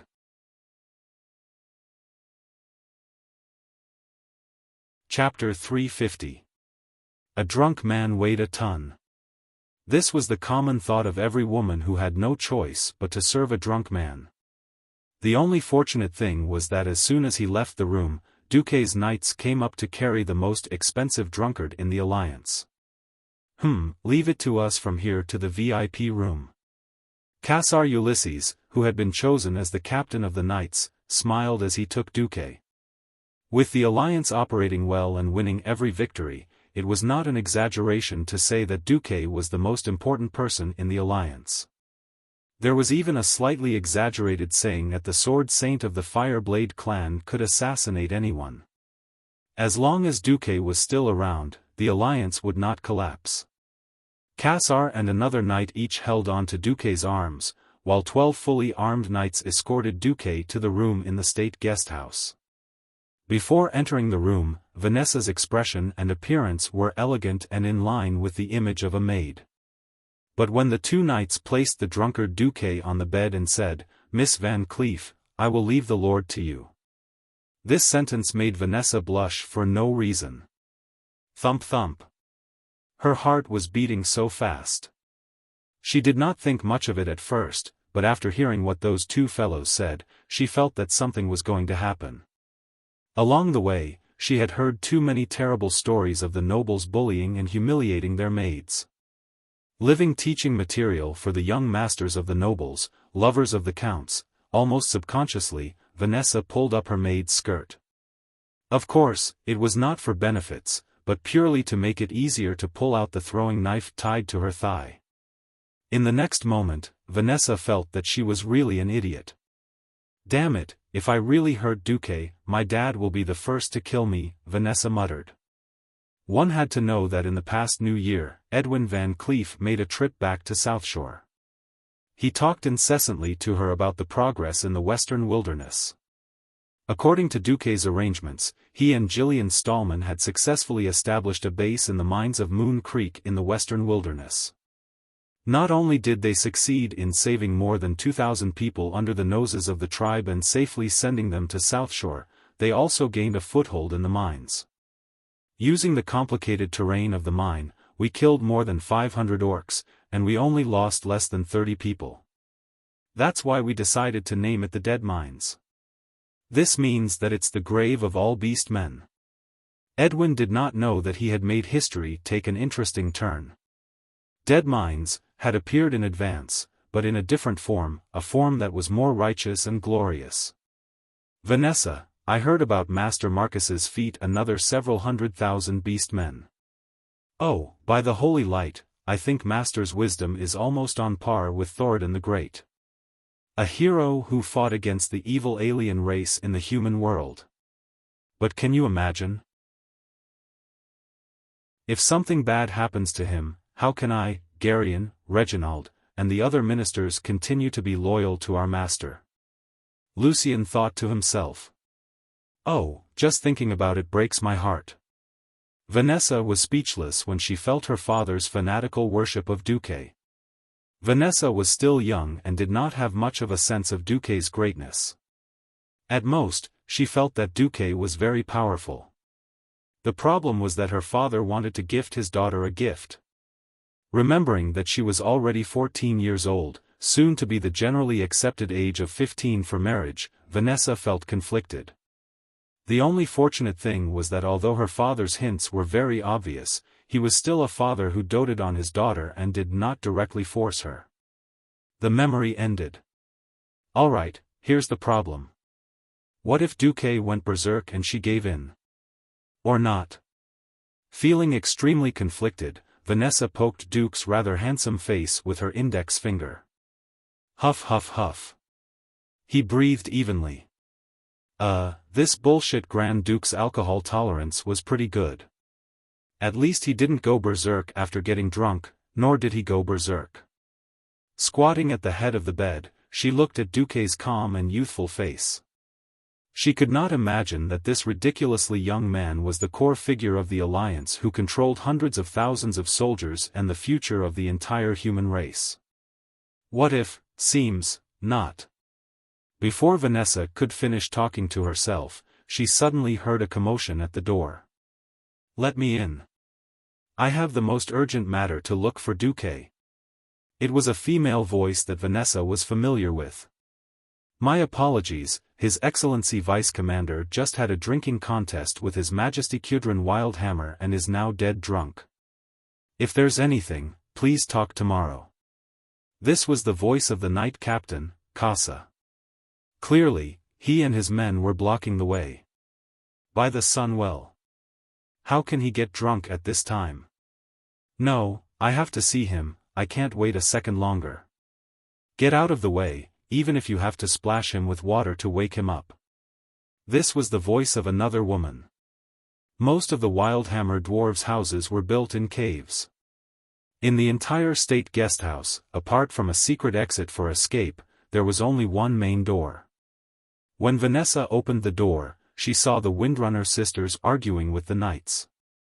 Yes, not only Servanas, but also Aurelia, who seemed to have just rushed back, looking travel-worn. Their quarrel alarmed many people. Gavinrad and Reginald, who didn't drink much, and Alucia, who didn't drink much, came out. Looking at this scene, Alucia suddenly remembered Duke's shocking plan, and she had an epiphany. This situation is probably within your expectations, right? But have you ever thought that you will get drunk? Alucia gently brushed her black hair, the corners of her mouth curving into a cute smile. She rarely gave a fake order. Master Marcus said that if the Windrunner sisters want to come, let them in. If Sir Ulysses is not at ease, you can also let the Windrunner sisters remove their weapons and enter. Of course, Sir Ulysses can also come in. Everyone knew that Duque and Aurelia had a special relationship, but no one said it out loud. In fact, weapons were not the main point.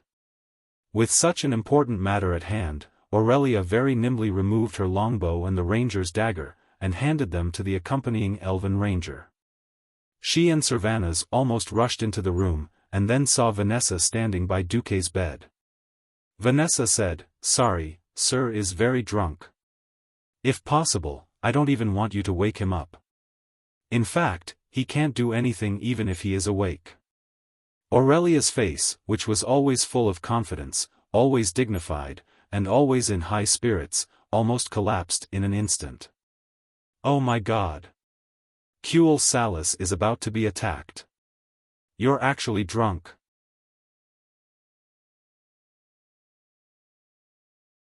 Chapter 351. It was a sense of despair, as if the sky was falling. At a time like this, every minute and second was crucial to their survival. Who would have thought that Duque, who was the key, would actually die from drunkenness at this time? Kuel Salus? Even General Seamus, who had just rushed over, was a little confused. They had just driven the horde out of the hinterlands and made the Wildhammer dwarves' homeland safe. Did they just say that something had happened to Kuel Salus? Duque did not tell too many people about his divine foresight. In the imaginations of generals like Windsor and Seamus, perhaps the horde would turn back to Hillsbrad? Or go directly to Lordaeron? Or go to the north and recruit those dirty trolls into the horde, then look for opportunities. No one had thought that this side division of the horde would give up on the holy city of Stratholme, which was not far to the northwest, and planned to go straight north to attack Kuel Salus. General Seamus shook his head hard, trying to get rid of the drunkenness in his brain. Lady Aurelia, are you sure that the main force of the horde is going to Kuel Salus? My God, I confirmed it with my own eyes. Only a small number of orcs and trolls stayed here. The rest have all turned north. At least 50,000 orcs and trolls have passed through the hinterlands forest. They are crossing the mountains and continuing to the northern plains. Aurelia looked at the faces of the Alliance generals with a nervous and pained expression. You still don't know this? Didn't Duque tell you about his foresight? For a moment, the Alliance, no, to be precise, the generals from Stormwind all had strange expressions on their faces. General Seamus, the commander of the Griffin Legion and the deputy commander-in-chief of the Alliance who was going to Eagle Nest Mountain, stroked his beard. First question. Since Lord Marcus told you about his foresight, and you left the Alliance early to warn Kuel Salus, why didn't Kuel Salus fight himself? As far as I know, Kuel Salus could fight the trolls for thousands of years. It shouldn't be that he can't even stop 50,000 orcs, right? Aurelia's face instantly turned pale. She simply did not want to recall what had happened to her in Silvermoon City. That day happened to be the day of the meeting between the king and the Silver Moon Council. Aurelia barged in. Logically speaking, as a mere ranger general, she was not allowed to enter without being summoned. But her roar silenced the guard at the gate. Nearly 100,000 orcs and trolls are on their way to Kuel Salis, and you want me to wait outside the door? She used her reputation and aura to overwhelm the guard. Under the protection of 4 royal guards, Aurelia barged into the meeting room. The decorations in the Silver Moon Council Hall were very beautiful. Between the gorgeous gold and the warm fiery red, there were tall white jade pillars and walls. Every decoration and curtain here was a priceless work of art. If any one of them leaked out to the human world, it would cause all the nobles to fight over it, and it would be auctioned off at an unimaginable price. Aurelia was not in the mood to appreciate it. She completely ignored the huge red kite shields of the 4 guards beside her, ignored the long double-headed scimitars in their hands, and did not have the mood to see how the Silver Moon Council, one of the rulers of the High Elves, reacted. Many of the rulers of the High Elves stood up from their chairs, surprised by her intrusion. From beginning to end, Aurelia's attention was only focused on one person, Anastrian Sunstrider, the king of the High Elves. "What's going on?" Anastrian asked his chief guard. The chief guard looked embarrassed. He could only grit his teeth and shake his head. The High Elf King was already old, very old even for an elf. His long hair had turned white, and his skin was like parchment, like a piece of withered wood. He already looked very weak, but his blue eyes still revealed a trace of majesty, and his voice was also full of majesty. Aurelia instinctively wanted to retreat under his anger, but then she remembered why she was here. She straightened her back. "I am Aurelia Windrunner," she announced loudly, even though she knew that most of the council members recognized her. She announced loudly, even though she knew that most of the council members recognized her. "I followed the orders of His Majesty the Sunstrider and supported the son of Emperor Saladin. I fought alongside the humans in the Hillsbrad Hills and the Earthy Highlands in many battles. Then I came back here with a very serious message." Aurelia tried to use the most serious tone to attract the attention of the council members. Unfortunately, she still frowned because she felt that the council members did not care. She could only bite the bullet and continue. "The tribe that the humans warned us about is real and extremely powerful. Most of them are strong orcs that are 8 feet tall and weigh more than 400 pounds, but there are some other creatures, such as the forest trolls." Aurelia's words finally caused some reaction, mixed with gasps and curses. Anger was natural. Perhaps no one among the arrogant High Elves knew what the orcs were.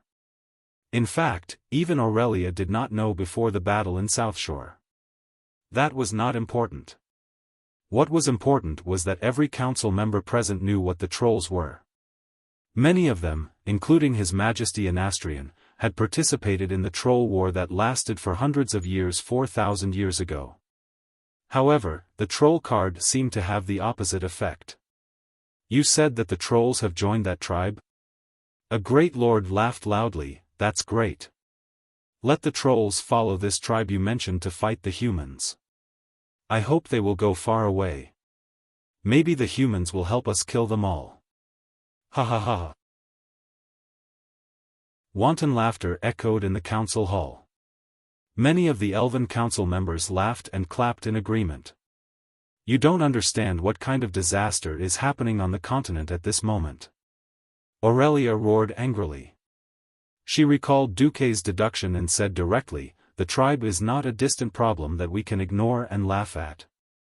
Their chief has personally led at least 50,000 elite orcs to the north of the hinterlands, 500 kilometers away. They are planning to conquer the entire world of Azeroth. That includes us here in Kuel Salis. Moreover, the orcs have an agreement with the ancestral gold. They will come within a week." Aurelia slammed the round table of the council. The violent bangs finally made the council members stop laughing. "Then let them come. Another elven mage lord from Darkhan mocked. No one can survive after passing through the forest's runestones. But the warlocks of the tribe, enough. Aurelia Windrunner. Anastrian slammed the table hard. The runestones are still there. If the enemies you speak of really exist, they are still hundreds of kilometers away. We cannot let your people fall into panic just because of your deduction. I promise to pay attention to this matter, but you, get out now.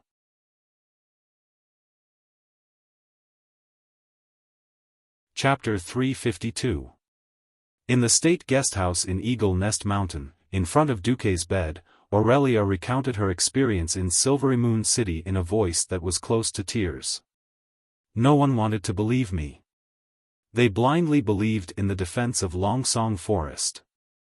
They believed that the beast men would rather go to Stratholme and fight the humans to the death than believe that Orgrim would lead his army to Silvery Moon City. They even thought that I had been bribed by the humans and was deliberately spreading panic in order to force Kuel Salas to join the alliance. The Silvery Moon Council forbade all evacuation operations. The only thing I could do was to have my rangers step up their patrols at the border. Once upon a time, Aurelia had a unique glow around her. It was the glow of a warhorse that was eager to go on the battlefield. Now, Aurelia was like a defeated rooster. Not only had her beautiful feathers fallen, but she had also suffered a heavy blow to her heart. The saddest thing was not to perish because of the unknown, but because she knew that a tragedy was bound to happen, but she was powerless to stop it. Not to mention Aurelia, even Seamus and Windsor believed in Duque's calculations. Believing was one thing, and agreeing to take action was another. General Seamus pondered for a long time before saying, "Lady Aurelia, I suggest that you don't make things difficult for Lord Marcus." "How can you say that?" Sylvanas almost wanted to punch Seamus in return. Seamus raised his hands. "I have no intention of watching a tragedy happen. First, we have to be sure of one thing. If this tragedy does happen, it will not be on Lord Marcus or the Alliance. Do you understand?" The Windrunner sisters' facial muscles twitched slightly. Their mouths moved for a long time before they finally nodded weakly. "Secondly, as a general of the Alliance and a general of Stormwind, I object to Lord Duke Marcus leading his army into Kuel Salas before Kuel Salas asks for help from the Alliance. This is a matter of principle. Today, we can use the orcs as an excuse to send troops into the High Elven Kingdom. Tomorrow, another country can use the excuse of clearing out bandits to enter the borders of a third country. This is a very bad precedent." The faces of the Windrunner sisters turned pale. At this time, General Seamus added, "Of course, the final decision is in the hands of Sir Marcus. But before he makes his final decision, I will remind him once again that power and responsibility are equal." With that, Seamus saluted and left Duque's room. Not only him, but all the men also left the room. Only the drunk Duque, Vanessa, Lucia, and the Windrunner sisters were left. "All right, we have to wake Duque up first." Sylvanas was about to say "boy," but she swallowed the second half of her words.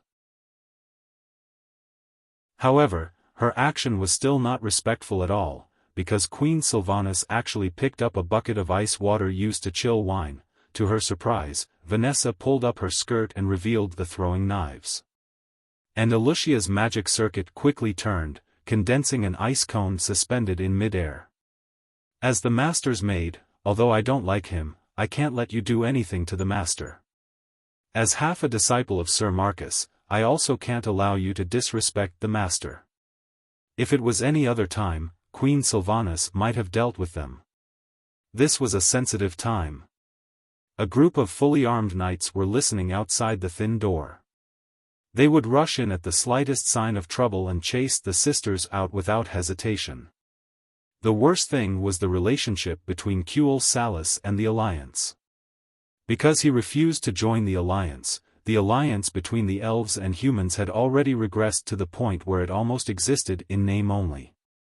Don't look at how these arrogant and valiant soldiers treated the Windwalker sisters with respect before. If something happened to Duke, they would be the first ones to react. Aurelia pulled her sister and bowed gracefully. Sorry, we have no intention of hurting Duque. But the situation is urgent. I would like to ask. What do you allow us to use to wake him up? You can't hurt him. Vanessa replied immediately. No pain. Lucia cared more about Duque from the bottom of her heart. The Windrunner sisters were dumbfounded. I'll go first. Sylvanas walked over confidently and pinched Duque's nose. Duque stopped breathing.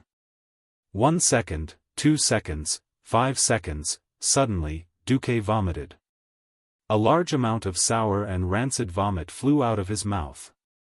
Queen Sylvanas was startled and jumped away. Fortunately, there was a wizard here.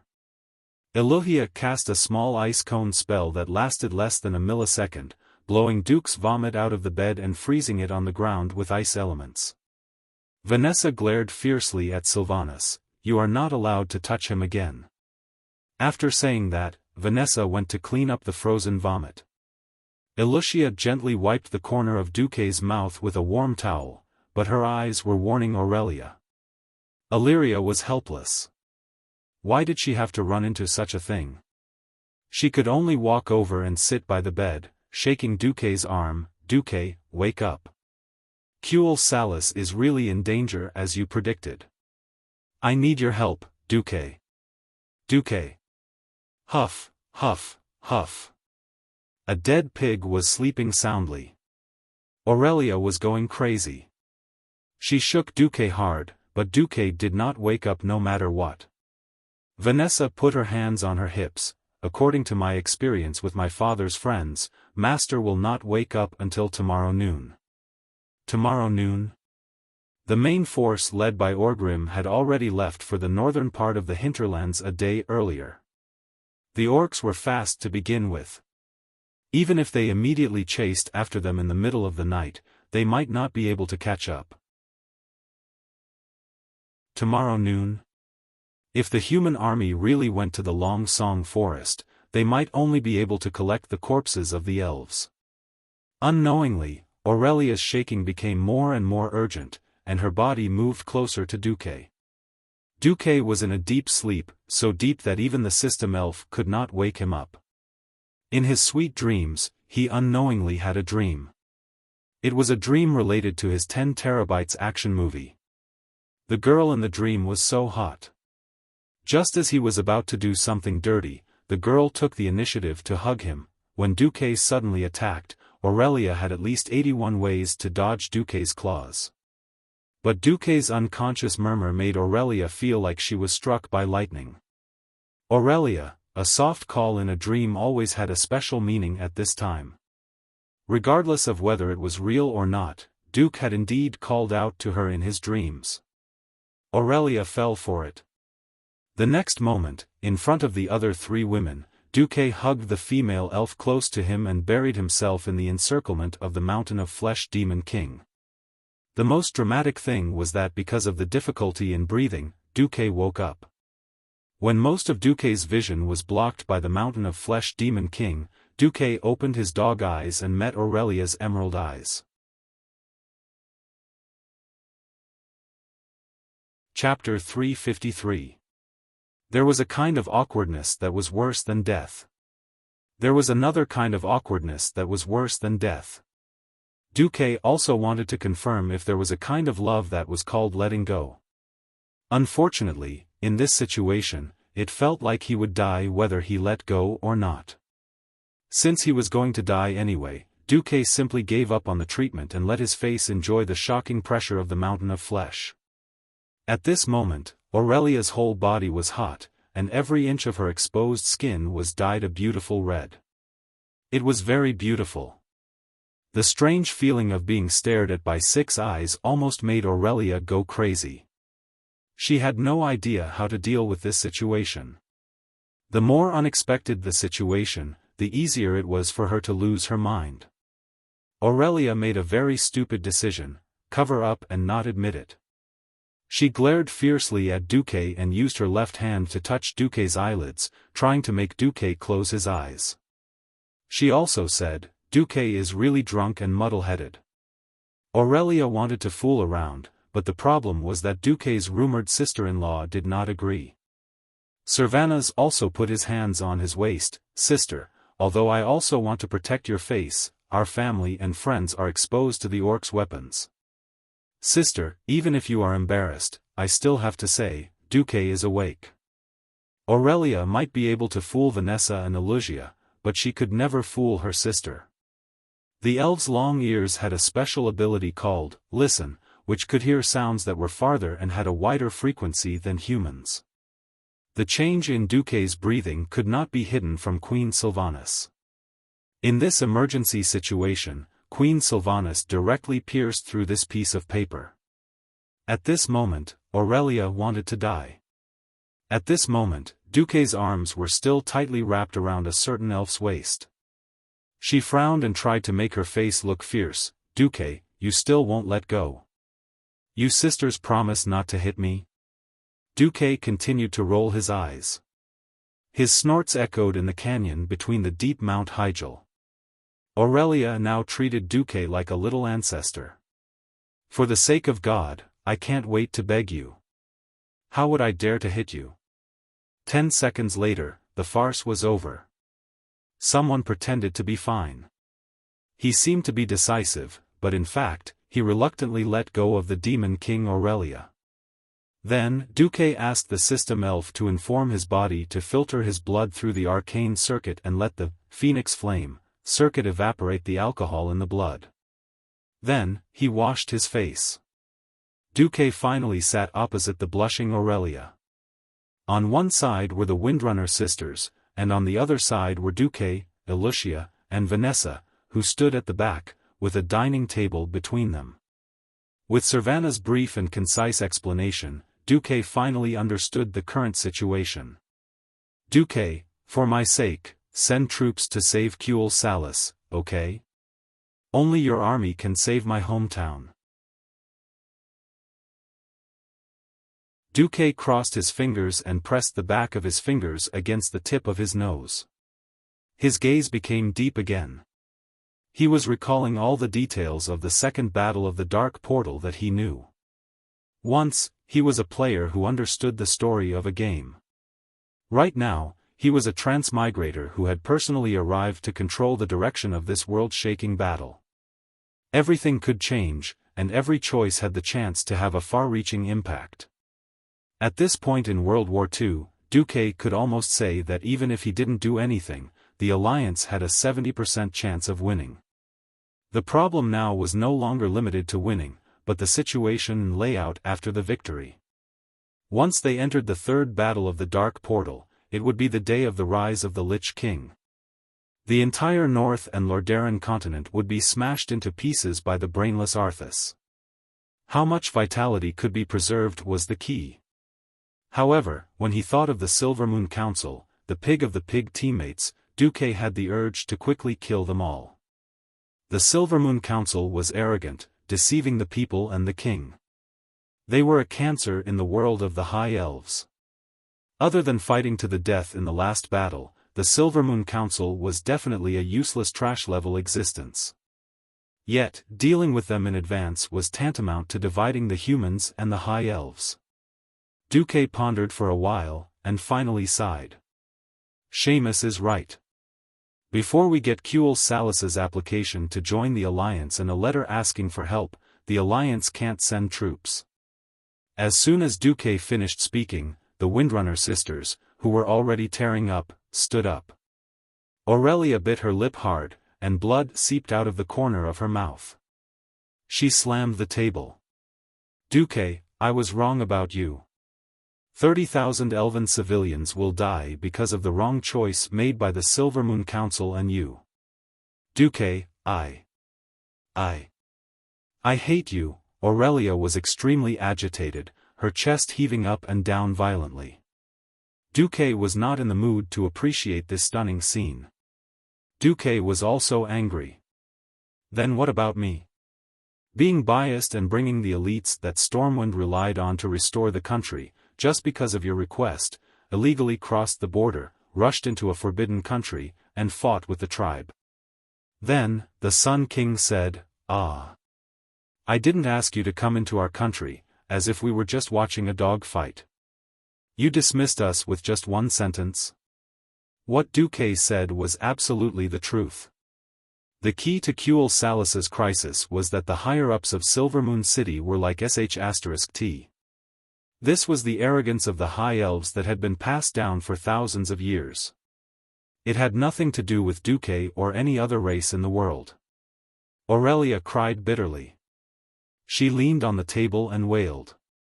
The tears of a beauty always made people's hearts ache. Servanas clenched his fists and pursed his lips. He could not help but shout, "Duque, my sister trusted you wrongly. Without the phoenix flame that she gave you, would you have the status you have today?" Faced with Queen Sylvie's rebuke, Duque smiled sadly. "Then I'll accompany you to the Long Song Forest as an individual. After I die in battle, I can return the favor to Aurelia, right?" A cold wind blew through the room. For a moment, all the women in the room were stunned. Duque. The powerful Duque, who had the power to mobilize the troops of the 8 kingdoms, had a series of brilliant achievements, and carried the hopes of countless humans, actually had the courage to say such words? No one did not believe in Duque. Because Duque's words were almost synonymous with fate. Suddenly, the door was knocked open. "No. If you die in Kuel Salas, what about the millions of soldiers and civilians in Stormwind who are waiting to restore the country?" General Seamus roared. "What about the private soldiers who trust you and are loyal to you? What about your followers? You don't even have an heir." Windsor also roared. The Windrunner sisters were dumbfounded.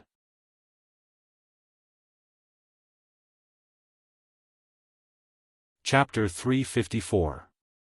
It was as if they had sunk into an endless cycle.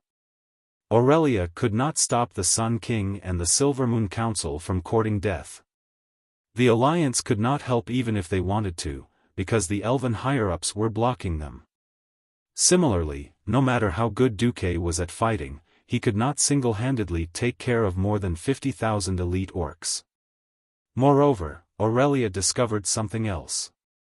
It seemed like the strongest warlock of the tribe, Gul'dan, had brought his trusted aides to catch up to Orgrim's troops on a red dragon.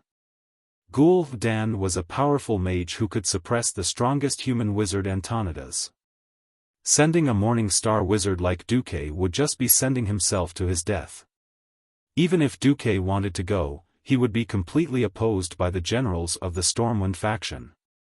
At this moment, Aurelia sank into despair. "Sister. Let's go.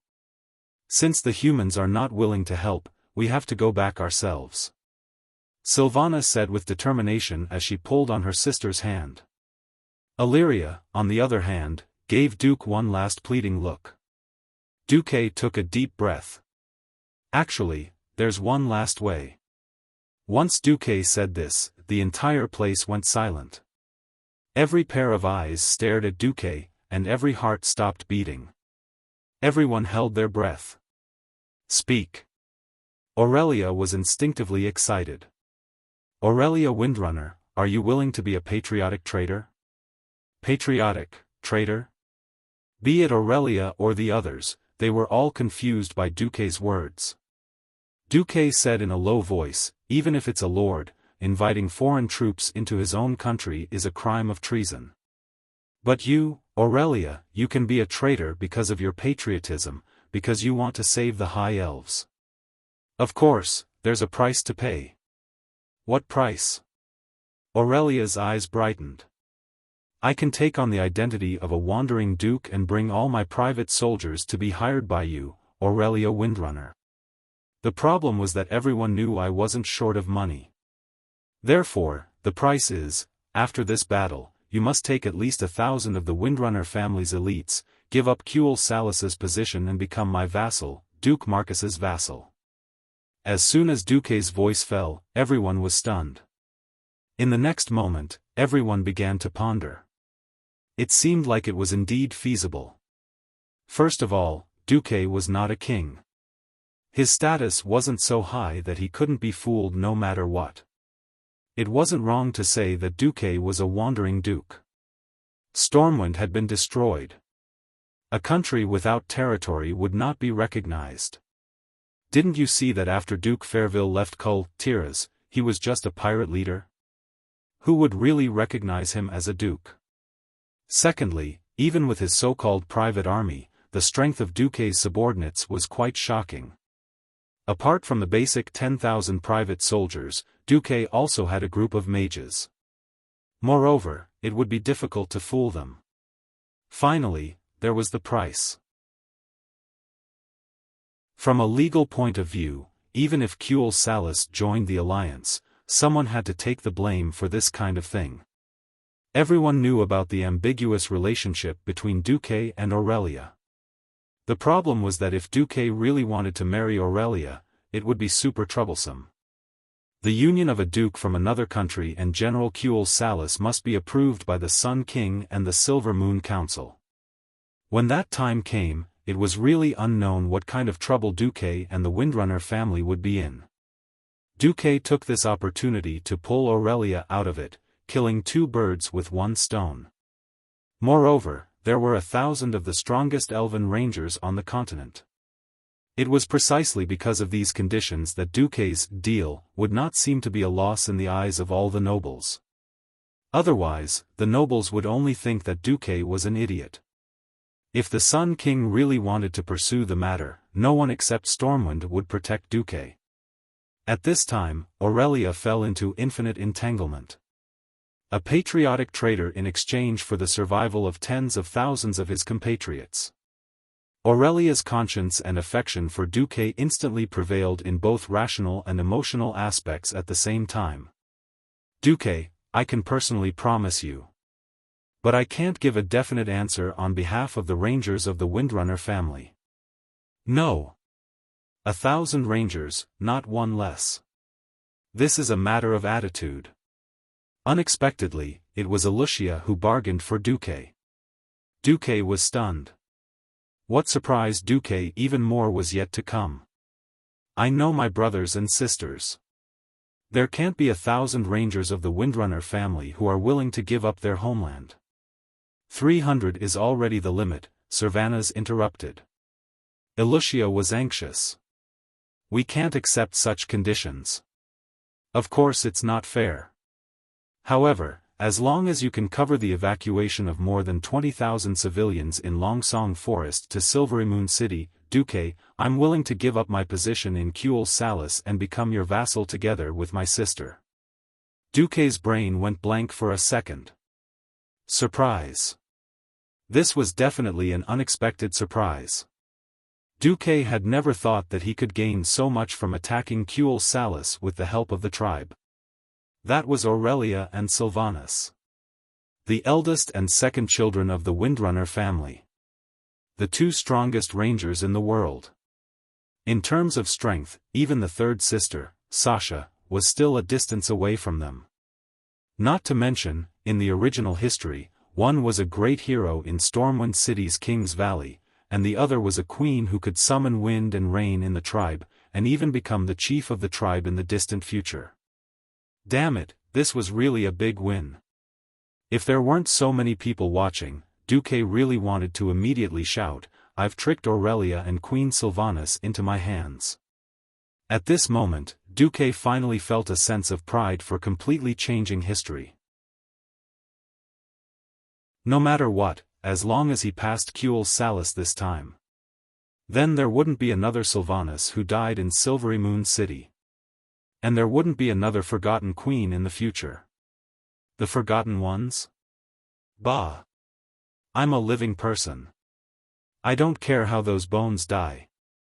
Wuxia originally wanted to fight for more benefits for Duque, but seeing Duque's excited eyes, she quietly retreated to the side of Duque's body. Similarly, Seamus and Windsor didn't want their boss to go so far away to be a mercenary. After seeing the look in Duke's eyes, they all sighed deeply. Alright, I hope that helping the elves this time won't be too bad. With a plan, everything would be easy to handle.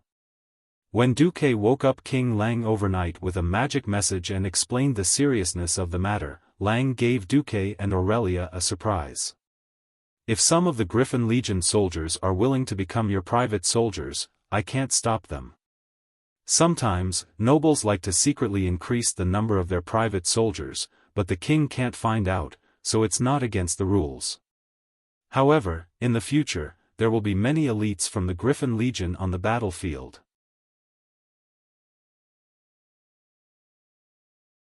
Chapter 355.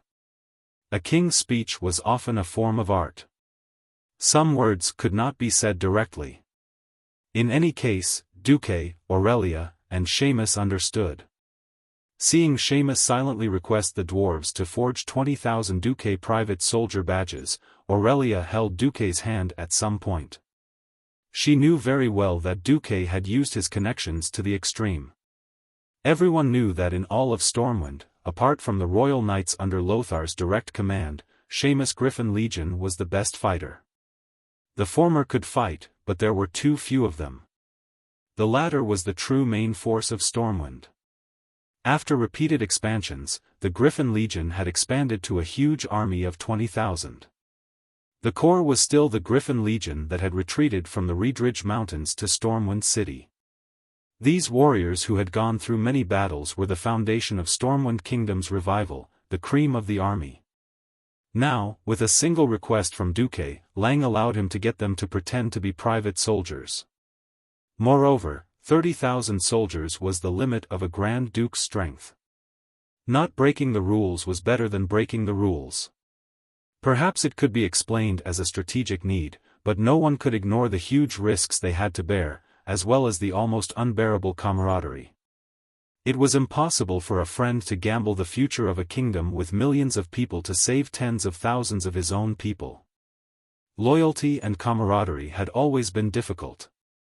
According to Duque, accompanying her to death was already doing his part as a friend.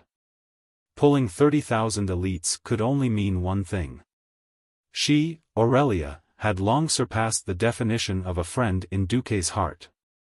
At some point, only Aurelia and Duque were left in the room. Suddenly realizing that her hand was still on the back of Duque's left hand, Aurelia felt awkward and didn't know if she should pull her hand back. After hesitating for 2 seconds, Aurelia still pulled her hand back. Who knew that at this moment, Duque would grab her hand? In terms of reaction time, Aurelia was 9 blocks ahead of Duque. If a high-level ranger didn't want to be caught by a mage in close combat, there were at least 3 ways to do so. Aurelia's hand was grabbed, which only proved one thing. She didn't want to hurt Duque's heart. The former great demon king was now like a frightened little rabbit. Duque grabbed her hand with his left hand and put his right hand around Aurelia's waist. Sometimes, people were like this. After the first time, it was easy to have a second time. After being hugged by the drunk Duque, Aurelia, who hesitated again, lost the chance to resist. Aurelia's waist was very soft and had the flexibility of a well-trained person. In terms of touch, it could really compete with Servana's. Maybe it was because Aurelia's figure was a little more plump, so it felt better to hug her.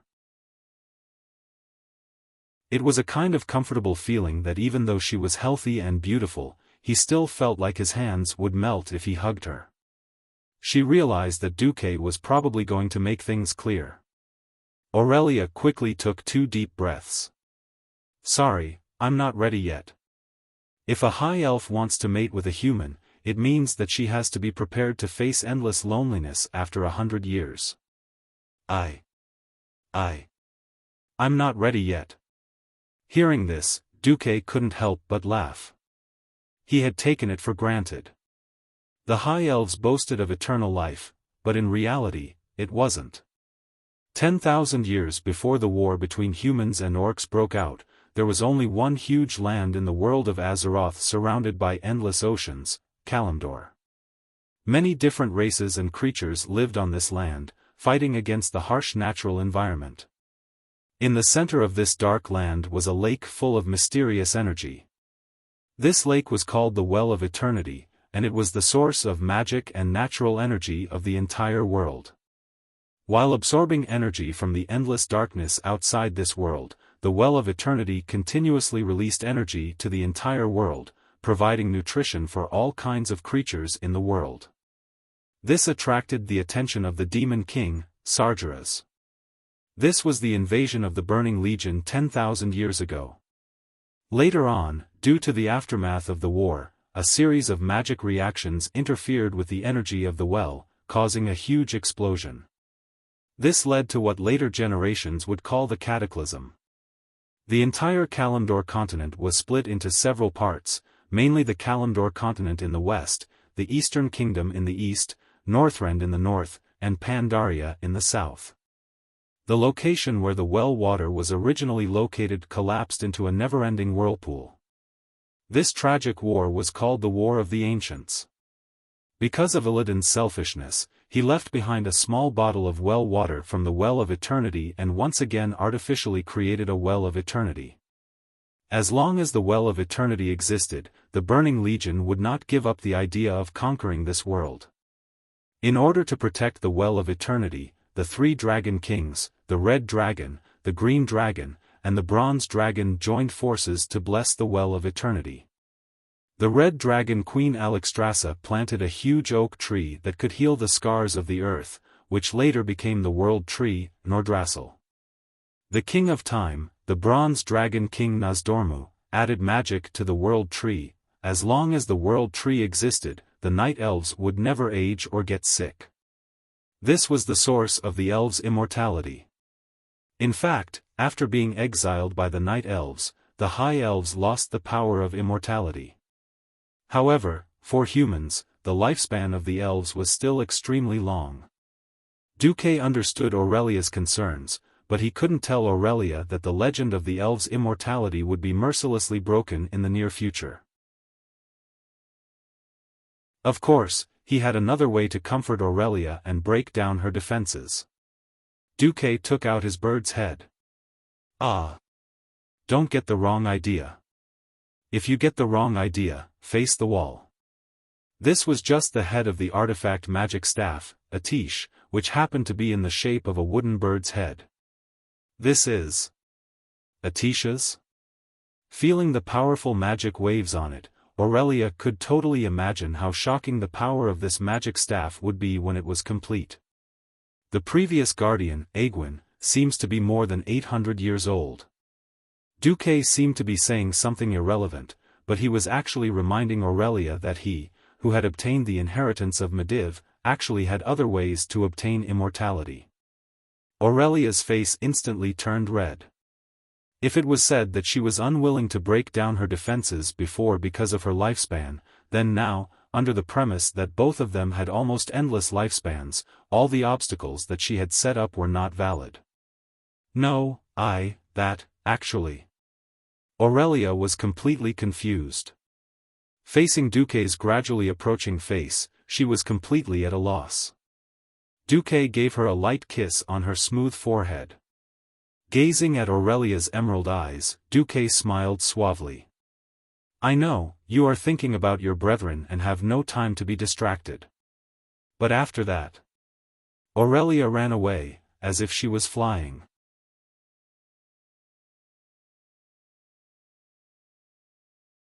Chapter 356. The warmth was short-lived. If the elven inhabitants of Kuel Salis Longsong Forest died tragically because of personal matters, the warmth tonight would become a scar in the future. In fact, less than 5 minutes after Aurelia ran away, she turned back, slightly lowered her head, shoulders slumped, and clenched her fists. I know it's too much, but the Horde is heading towards Kuel Salis. They've already left us behind. We've already lost a few days. If we don't gather the troops as soon as possible, we'll only be left further behind. Duque naturally grabbed Aurelia's arms with both of his hands. It's a taboo for the army to suddenly wake up and march in the middle of the night. We humans don't have the elven's night vision. Just marching alone will cause a lot of problems. I also have to guard against the horde army that stayed behind to ambush us. Ambush? Yes, ambush. I have to say, Orgrim did a good job. He knew that we would come here to help the Wildhammer dwarves. So he led the main force to the north, leaving behind some to slow us down. For example, the orcs that feigned an attack during the day. Or the one hiding in the depths of the hinterlands forest. There's more? Aurelia's eyes widened. She suddenly felt a chill down her spine. If Duque really let the army march through the night under her request, then they would undoubtedly be ambushed by the horde hidden in the forest. In the dark, the performance of the human army was very poor, as long as they chose the right place to ambush. Even if they couldn't defeat the humans immediately, they could drag the battle into a chaotic battle that the orcs were best at. In a chaotic battle, the orcs' individual combat power would increase exponentially. They could even rely on the chaotic battle to defeat the human reinforcements. At that time, the loss would truly be isolated and helpless. At this moment, Aurelia realized the difference between her and Duque. She might be a competent battlefield commander, but she wasn't good at strategy. In front of commanders like Duke and Orgrim, she wasn't even worth looking at. In fact, Aurelia could not imagine how difficult the task of the reinforcements was, chasing after an elite army, moving with all their might, and defending against possible ambushes. She only hoped that they could arrive at the Long Song forest in time. Then what should we do? The main force of the beast men is so far away from us. Every second we delay will allow the tribe to get closer to Kuel Salis. Even if she didn't want to admit it, Duque was the only one who could give her advice at this time. Nothing much. You came all the way from Kuel Salis, so you must be very tired. I suggest that you have a good sleep first, then. When Duque saw the stubborn look in Aurelia's eyes, he smiled bitterly. Well, if I don't solve the mystery, you won't rest, right? Aurelia's bright eyes stared at Duque, as if saying, you already know the answer. Duque shrugged. This isn't a fair competition in the arena. If Orgrim can send his army to harass us, why can't I send people to stop them? Don't forget who predicted that the horde would march this way. Well, the hint is FFF. FFF was naturally Duque's flamethrower army. It was now the middle of summer in May, so it wasn't too difficult to set fire to the forest. Even though Aurelia hated burning the forest as an elf, they were facing a great enemy, and she wasn't a druid who believed in nature. It didn't matter if it was a black or white cat, as long as it could catch mice, it was a good cat. Because of the battle in the Silverpine Forest, Lord Darren had used up almost all of their forces in the rear.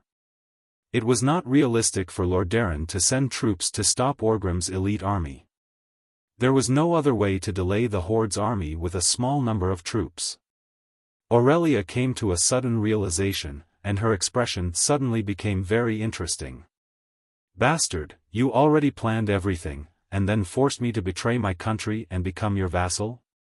Completely disregarding everything, Aurelia pounced on Duque, opened her white teeth, and bit down hard on his left shoulder. Ah! It hurts. Are you a puppy? It wasn't a joke, Aurelia's bite was really painful. It was as if her entire flesh was about to be torn off. Duque's tears flowed out. Aurelia's teeth were very good, but she didn't bite down anymore. Duque felt something wet on his shoulder. Aurelia was crying. Turning his head, Duque saw crystal-clear tears rolling down Aurelia's beautiful face. Duque was speechless for a moment. I know, you didn't do this on purpose. If it wasn't for Anastrian and those bastards from the Silver Moon Council, you wouldn't have to be so uncomfortable. I just feel very tired. If I knew that a tragedy would happen but couldn't stop it, I would really collapse. I'm so tired, let me rest for a while. But I warn you, don't attack me. Otherwise, I will hate you." As she spoke, Aurelia hugged Duque and let out a sweet sound. Gently stroking Aurelia's long golden hair, Duque revealed a faint smile. "You've worked hard, sleep well." Aurelia was indeed very tired. After Duque informed Kuel Salus of the danger, because there were still a small number of tribal warships on the sea route, it was not safe. She first took a team of nearly 1,000 rangers and marched nearly 1,000 kilometers back to quell the loss. After warning her motherland and realizing that it was useless. Then, he rushed to the Long Song forest and mobilized the people to prepare for evacuation. After realizing that the warning to her motherland was useless, she desperately rushed to the hinterlands to seek help from Duque. Ever since Duque arrived at the Arthi Highlands, Aurelia had not had a good rest. Now that she was finally relaxed, she naturally slept like a log. Duque carried her, gently put her on his bed, covered her with the quilt, and walked out of the door. As soon as he walked out of the door, Duque immediately sensed multiple gazes on his face. "Humph. If you dare to take advantage of this time, I will definitely kill you." Queen Sylvanas left a harsh remark and then left. Duke didn't reply. He stared blankly for 2 seconds as Queen Sylvie turned around and left. Then he rubbed his nose. "I knew you were eavesdropping. Who the hell would touch Illyria at this time?" Duque looked at Vanessa. The disobedient little maid suddenly muttered to herself, "Sigh, I'm really a busy maid. I'm just a maid, but I have to follow her to the battlefield. I don't know if my black-hearted master will occasionally be kind enough to give me a raise." Pfft. No matter how many times he saw Vanessa, Duque felt a little funny. This girl seemed to dislike him no matter what, but she would always help him with the housework. "Well, your master is rich. In the future, your salary will be doubled." "That's more like it. I can go change to a dagger. Is there a maid like you?" You're tuning into the Xiaofan's Wuxia Tales YouTube channel. Don't forget to subscribe and join us on this journey to catch the most captivating stories.